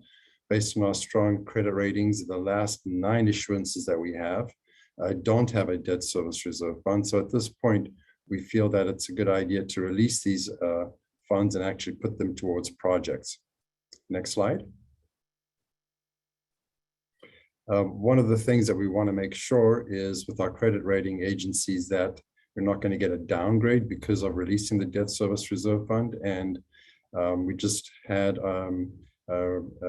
confirmation yesterday from Standard & Poor's, S&P, and Moody's, who actually rate these bonds, that there will not be a downgrade. In fact, Moody's is upgrading us from a stable outlook to a positive outlook based on our very strong debt service coverage ratios and our continued strong sales tax revenue growth. Next slide. And so the 4 items here in front of you are what we will describe really quick. Next slide. So the PFM memo basically gives us a little more detail of this actual transaction. That's attachment 1. Next slide. And actually, before I turn it over to our outside counsel, I'd like to introduce you to Betsy Blake, who's our newest legal counsel on our team. She has some important information for you as board members. Betsy?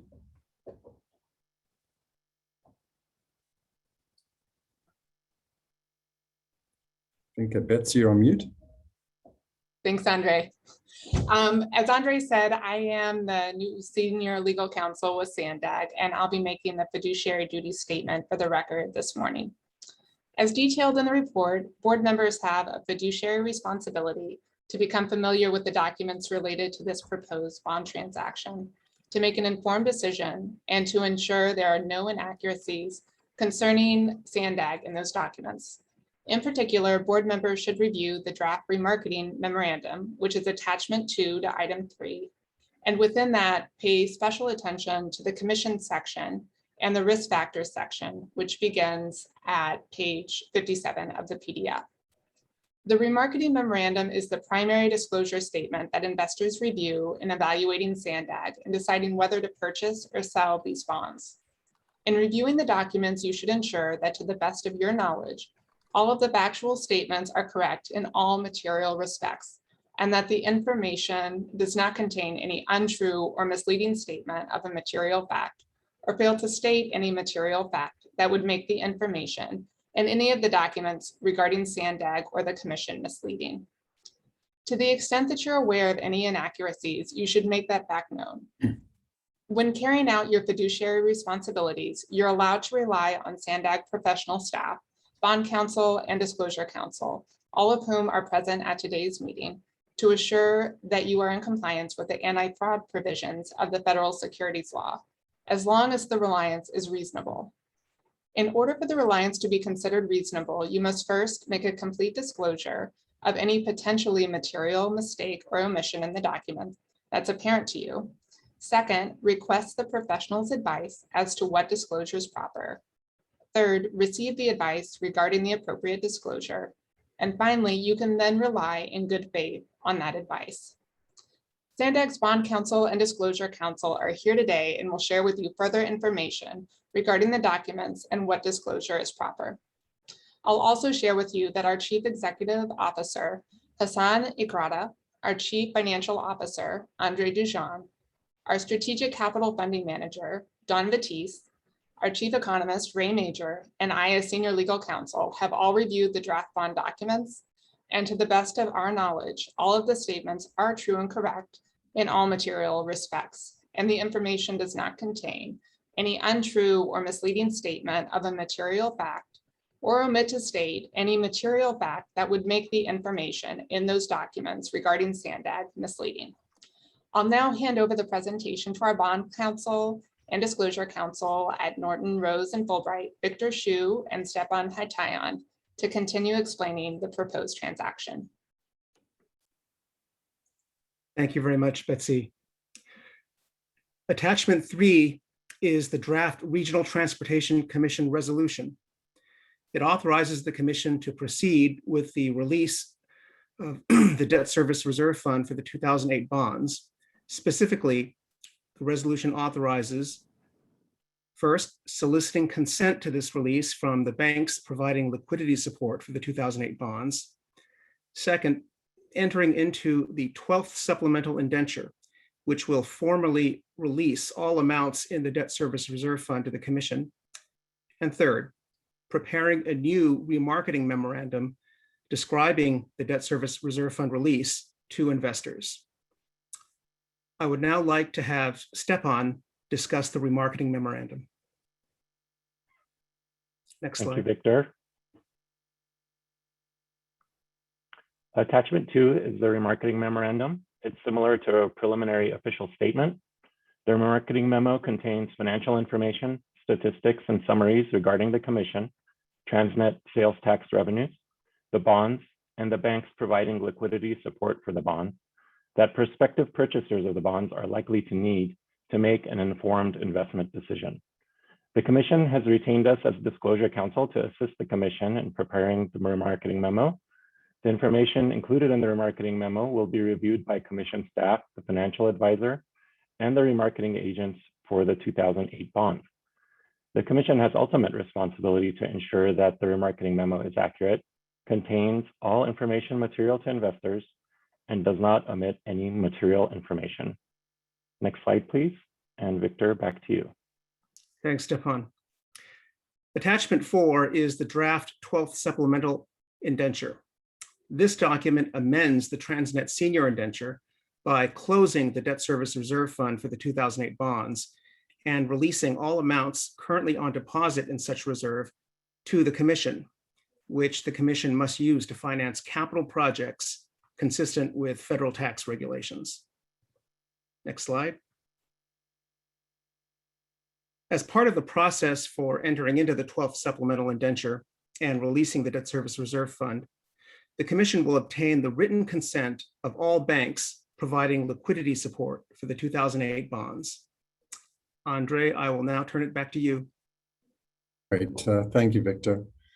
So just want to go over the next steps. So pending board approval today, next week we will give notice to our bondholders. And then on November 17th, we'll post a remarketing memo after we receive the creditor's consent. And then the last week of November, we hope to close and release the debt service reserve fund monies back to our project fund. And the last slide, it's our recommendation. So the board of directors adopt the Regional Transportation Commission Resolution number RTC 2022-01, authorizing the release of the 2008 Series A through D Debt Service Reserve Fund and the execution and distribution of the documents in substantially the same form as attached.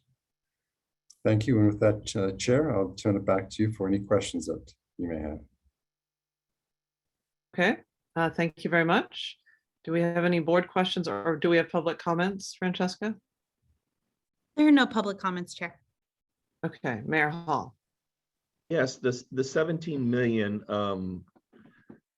give us some idea of where that money might be used. So yeah, so that was initially issued in 2008 from the series that we had, which was $600 million. 17 million of that was set aside for the debt service reserve fund. So when we release that, it has to be released back to build capital projects within the transit program. Projects that were ongoing at that time? Projects that are ongoing currently now. So basically the money will go back into the major corridor program, and it'll be up to this board to potentially in fiscal year 23 identify new projects for the funds to go towards, or you could actually even amend it in your fiscal year 22 program budget too. Okay, thank you. Okay, thank you. I would entertain a motion from anyone on the board. Councilmember Shu. I'd like to move this item as recommended by staff. Okay, and Mayor Second. Gloria, second. Okay, great. Thank you. We have a motion and a second. Let's go ahead and vote. Thank you, Chair. For the City of Carlsbad, Mayor Hall. Yes. Thank you. For the City of Chula Vista, Mayor Salas.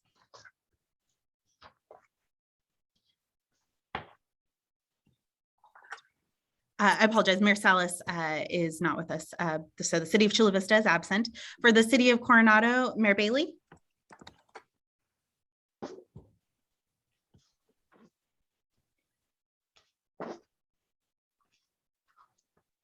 For the County of San Diego, Supervisor Lawson Reamer. Thank you. For the City of Del Mar, Mayor Gasterland. Yes. Thank you. For the City of El Cajon, Mayor Wells. Yes. Thank you. For the City of Encinitas, Chair Blakespear. Yes. Thank you. For the city of Escondido, Mayor McNamara. Yes. Thank you. For the city of Imperial Beach, Councilmember Aguirre. Yes. Thank you. For the city of La Mesa, Councilmember Shu. La Mesa, yes. Thank you. For the city of Lemon Grove, Mayor Vasquez. Mayor Vasquez, yes. Thank you. For the city of National City, Second Vice Chair Sotelo Solis. Solis, aye. Thank you. For the city of Oceanside, Councilmember Rodriguez. Rodriguez, yes. Thank you. For the city of Poway, Mayor Voss.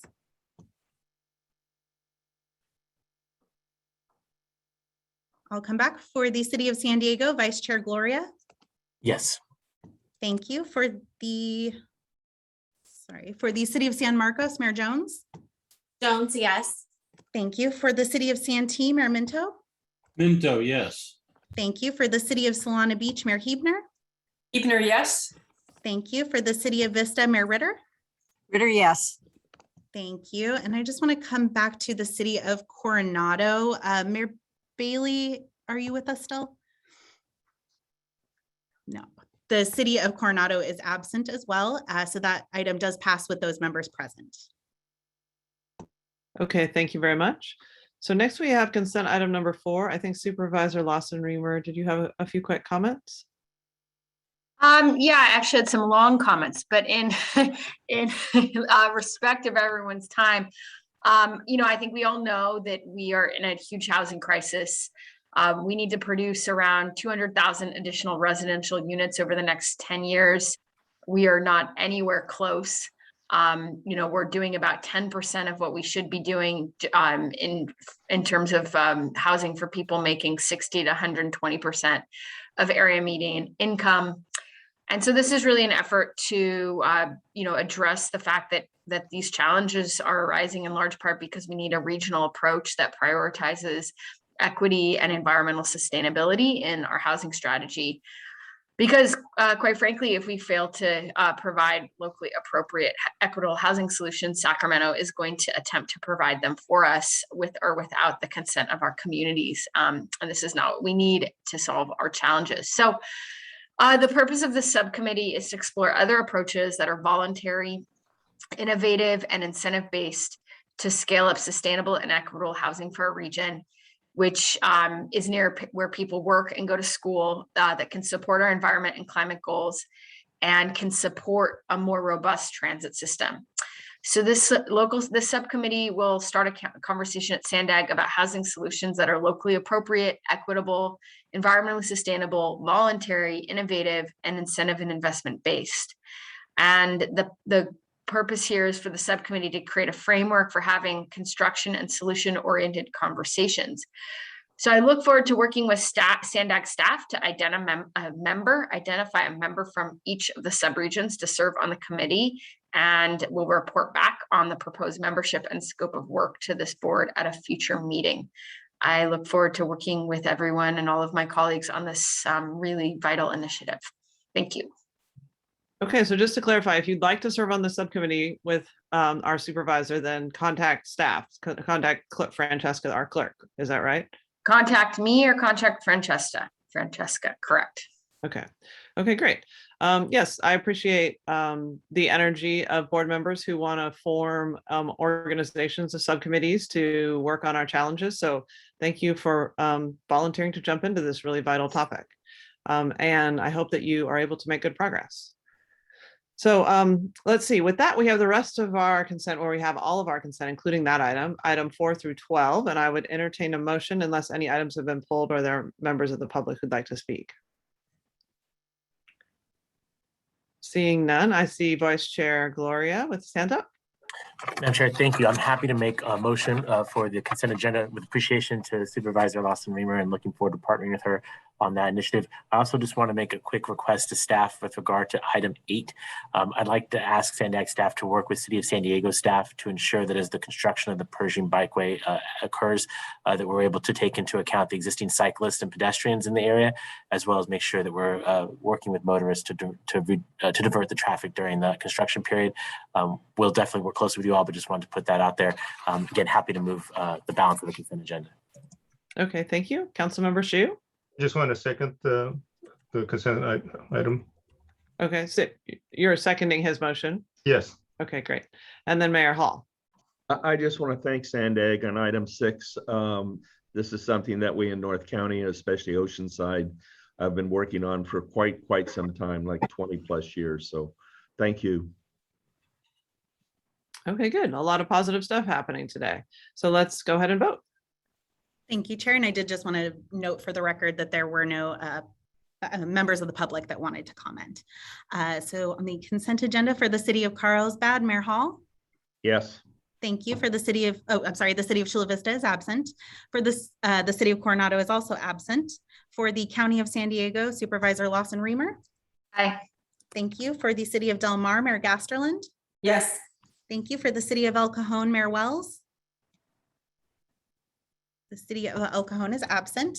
For the city of Encinitas, Chair Blakespear. Yes. Thank you. For the city of Escondido, Mayor McNamara. Yes. Thank you. For the city of Imperial Beach, Councilmember Aguirre.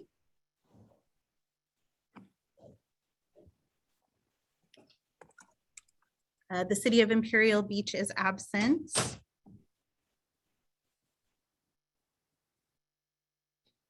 My apologies, I lost my screen here. For the city of La Mesa, Councilmember Shu. Aye. I'm sorry, Councilmember Shu, could you repeat that? Let me say aye. Thank you. For the city of Lemon Grove, Mayor Vasquez. Yes. Thank you. For the city of National City, Second Vice Chair Sotelo Solis. Sotelo Solis, aye. Thank you. For the city of Oceanside, Councilmember Rodriguez. Rodriguez, yes. Thank you. The city of Poway is absent. For the city of San Diego, Vice Chair Gloria.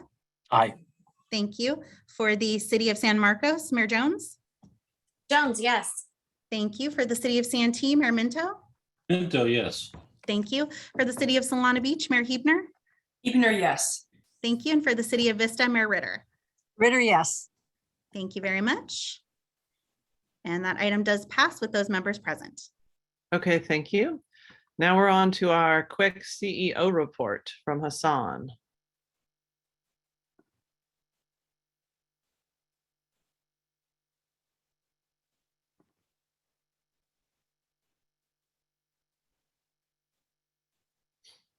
Hassan, you're muted.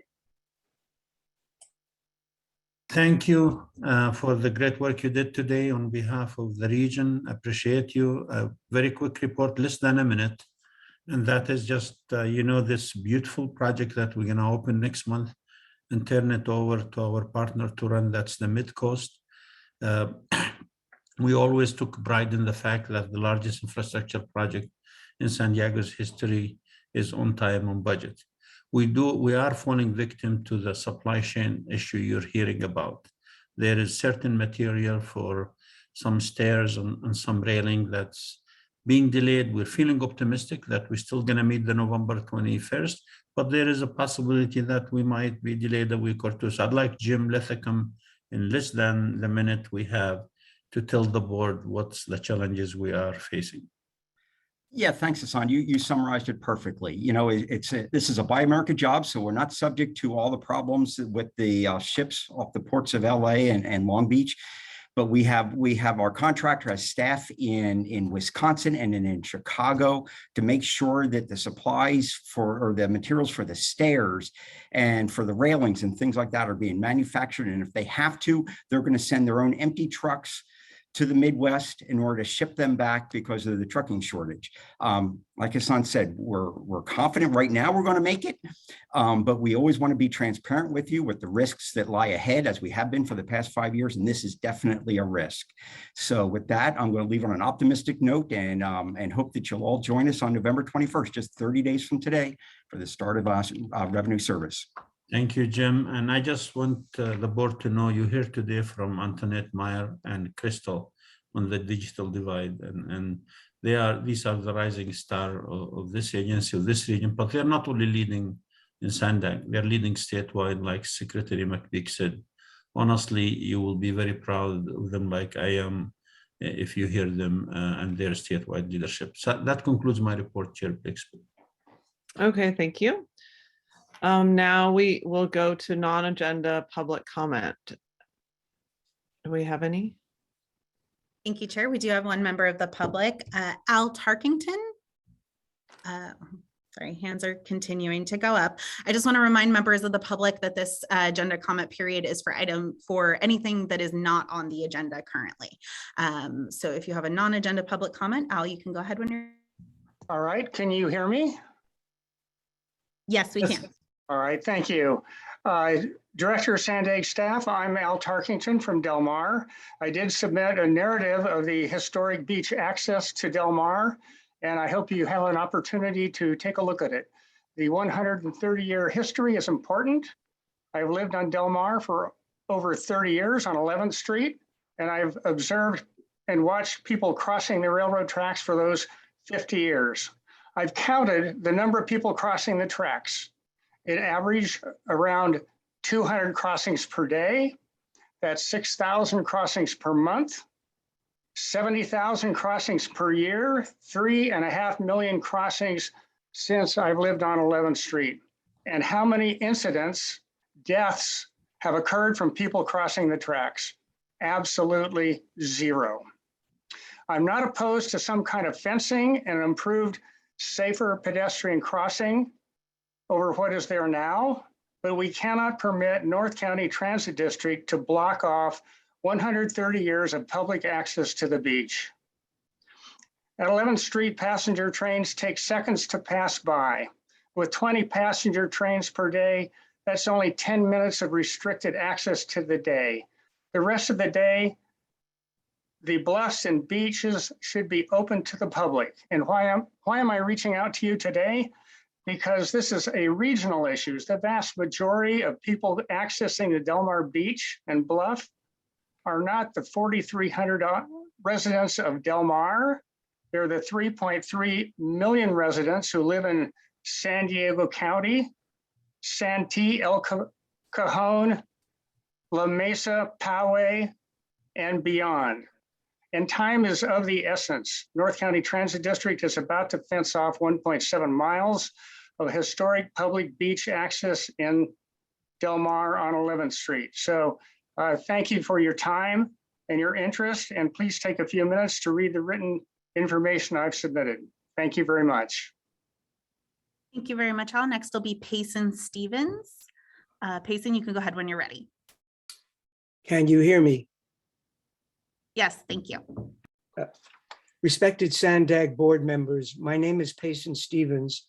I'm a homeowner resident of Del Mar for 49 years and came to San Diego from New York City in 1968 to do graduate studies at the Scripps Institution of Oceanography.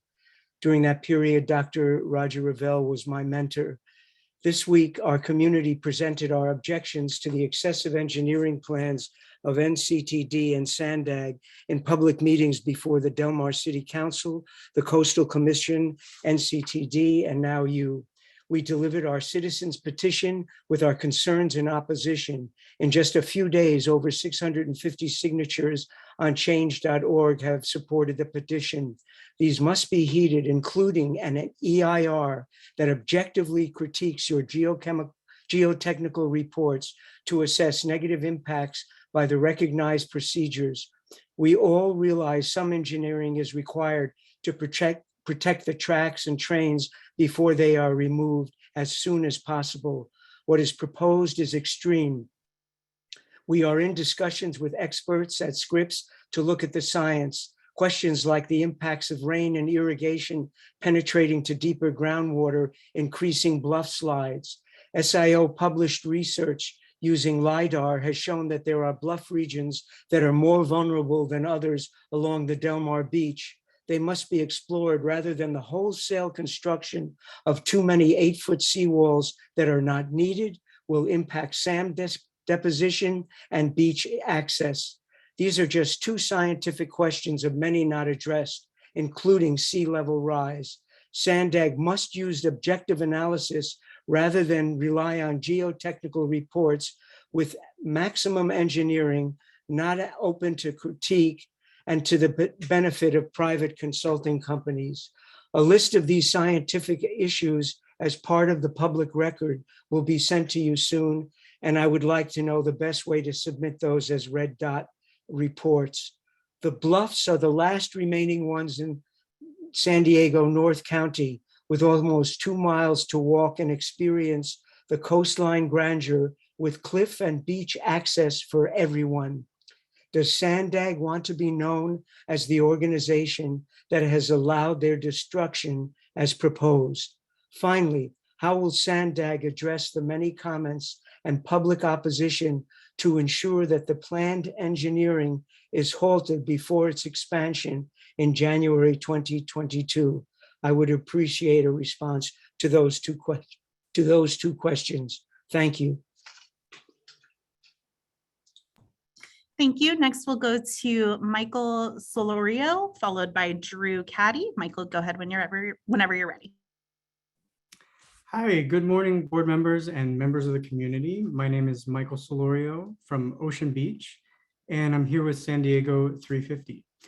I want to thank the board for supporting a bold regional transportation plan, and I would like to urge the board to take further actions to strengthen transportation in the region. I believe that San Diego needs to become a transit city. With the recent IPCC reports released by the global scientific community, it's more important than ever, more apparent than ever that we need to reduce carbon emissions and also of the effects that it could have on our region if we continue business as usual. We're looking at increased drought, wildfires, and increase in outbreaks of infectious diseases. The report states that if we continue business as usual, it's possible that Southern California could eventually become unlivable. I just wanted to add my 2 cents on the urgency with which this transition is needed. And I believe that transforming San Diego into a public transit city starts with expanding services in communities using public transit the most, youth and communities most in need. So I missed the public comment earlier for the pilot program, but I would just like to add my support to expand it to ages 24 and under. Thank you very much. Thank you. Chair, I believe we've actually lost our quorum for this meeting. Oh, I apologize. John, could you weigh in on how we should proceed? The non-agenda public comment is not on any items that are on this agenda. So balancing the public's access to the remaining board members, I would, with the procedural requirements, my advice would be to continue to allow public comments. I think that gives the public the greatest amount of access. It's not perfect, but I believe it is the best course of action. Okay, well, let's continue until a time certain. I mean, how many additional comments do we have? We have 4 additional commenters.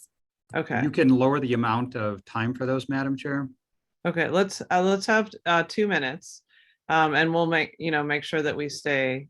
Whoever's will stay until the end, so we make sure the public can be heard. Thank you. And just for those members of the public, again, if you'd like to submit comments to me directly via email or any other way you can get in contact with me, I'm happy to make sure those are made a part of the record if you're not able to give your full comments today. So we'll go ahead to Drew Caddy, followed by Karen Lair. Drew, go ahead when you're ready. Good morning. Thanks for having this additional time for public comments. I have 2 concerns to express about Sandag's plan to build seawalls at the base of the bluff in Del Mar. First, this will certainly guarantee that no one will ever be able to hike down this bluff again, and in particular, be able to use this pathway as an escape route in the event of wildfire. There must be safe crossings for passage over the tracks and down to the beach. And second, this seawall will assure that sand replenishment ceases on this beach and will soon lead to the desperate loss of beach that has occurred virtually everywhere along our coast where seawalls have been erected. Why, with this common knowledge, would you consider doing this in Del Mar, and particularly since it is clear from all research that the primary reason the bluff is eroding is due to surface water runoff and not the sea rise? Why, knowing that this is true, would you consider doing anything to reduce sand replenishment on the beach, further threatening the recession of the beach and consequent erosion of the bluff? I also reiterate Payson's request for an EIR about this massive work being contemplated for the bluff. I trust that you will reconsider this drastic maneuver and safeguard this bluff for the future. Most importantly, I ask you that you make a definitive determination in conjunction with NCTD of a short timeline to move the tracks off this delicate bluff and preserve it for future generations. Please don't decapitate the bluff, and please do not grade the face of this natural bluff. We do not accept the reasoning that this will be in any way protective of the bluff from further inevitable erosion. Most importantly, we must stop kicking this can down the road at the expense of this natural landscape. The move of the I'm so sorry to cut you off there, Drew, but we do need to move on. Karen, Larry, you can go ahead when you're ready. Great, thank you very much. I appreciate your time today, Sandag board members. I'm a concerned citizen in San Diego County. NCTD has gone way, way, way too far with their current plans to stabilize and fence the bluffs. How did we get from stabilizing a slide area with soldier piles and tiebacks to fencing both the upper and lower bluffs, decapitating and grading the bluffs, and installing seawalls almost the entire length of the coast in Del Mar? NCTD's geologist reports talk about fragile sandstone bluffs. So then doesn't common sense tell us if something is fragile, don't drill fence posts into it, which will only cause more destruction and open up new places for the water intrusion that will ultimately erode the sandstone. The current plans from NCTD to fence the top bluff, which by the way, we don't believe they even have the right to do so legally, goes way beyond their mandate to operate the train and is just throwing away taxpayer money. No one has ever fallen off the top bluff. Walkers along the top bluff are aware of the issues and risks and do not need a fence. The train, by the way, does not run along the top bluff. Putting fencing along the lower bluff in areas too narrow to meet the railroad's own workers' safety rules makes no sense either if you really look at the science and the data. Erecting fencing in an area that is not where the majority of the accidents and suicides have occurred, but digging more holes in fragile sandstone. Focus on the areas by 15th Street crossing where the problems have occurred, a targeted approach, which by the way has worked very well for Sandag, NCTD, and the citizens of Del Mar and San Diego County. It's been the same approach that's been used in the past to support areas of concern on the bluff. In NCTD's recent presentation, they showed how bad it could be, and we don't want it to be that bad, nor do any of you. As board members, it's incumbent upon all of you to be sure that you fully understand the impacts of the plan. Ask for an independent approach, ask for an EIR, ask for additional data and information, and make the right decision.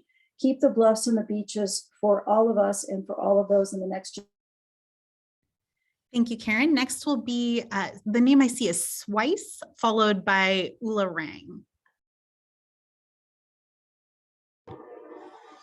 Hi, do you have Shirley Weiss? Yes, you can go ahead. Okay, all right. So I wrote a 3-minute speech, so I'm going to talk fast. Thank you very much, Honorable Board. The purpose of my comments today is to ask Sandag to impose much stronger scrutiny of the NCTD's proposals to fence the Del Mar Bluffs.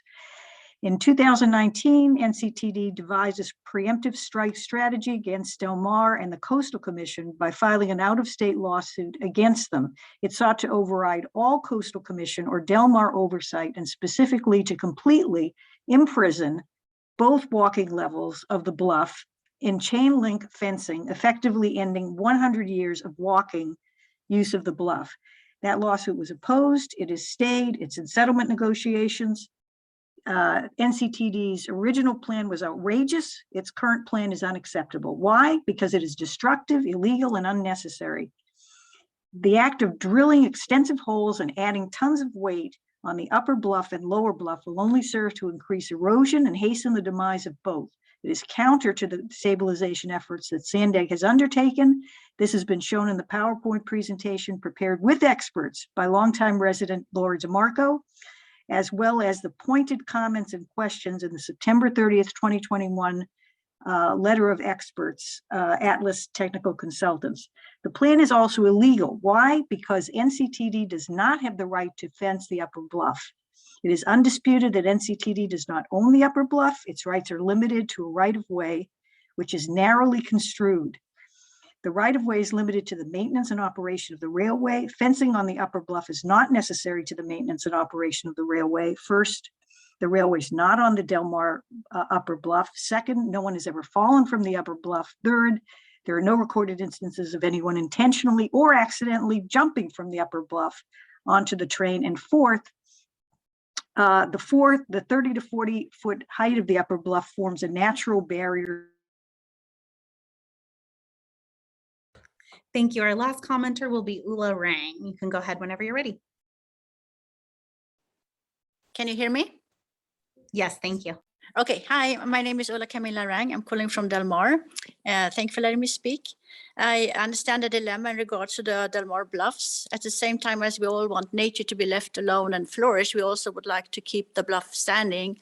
And we as Del Mar is of course grateful that you're trying to stabilize our bluff, but let's find a middle road, a less environmentally destructive stabilization until the railroads move away from the bluff. The very first thing you can do to not increase erosion is to stop NCTD from drilling 1,500 holes into the fragile and erosion-prone bluff. This will only lead to 1,500 more possibilities for water to seep in and undermine the sandstone bluff and erode it even faster, and not to mention the stress the work of the actual installation will cause on the bluff by drilling, pounding, and having heavy machinery. Help us convince NCTD to, instead of a fence, give us 2 to 3 safe crossings along the bluff. Do not decapitate the bluff from 9th to 11th Street. This sand material is important for sand replenishment of the beach. Also, you don't really know whether it will actually do anything to decrease the erosion.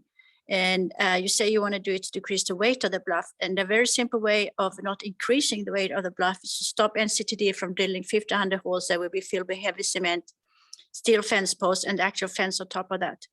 Do not scrape and rape the bluff of all its beauty and wildness. Do not destroy a whole ecosystem full of wild natural plants and important vernal pools.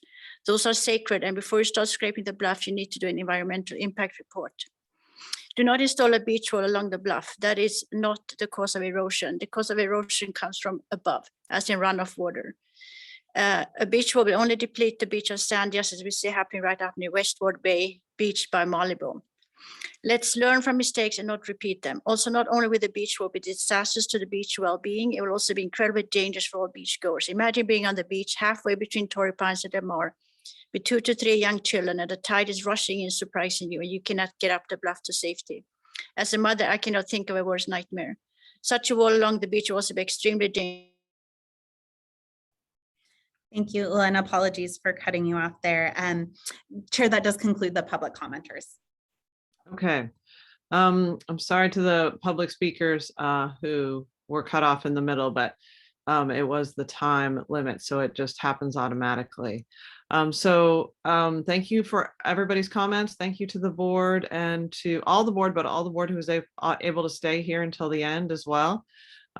We are next meeting on Friday, October 29 at 9 a.m. This is a special meeting.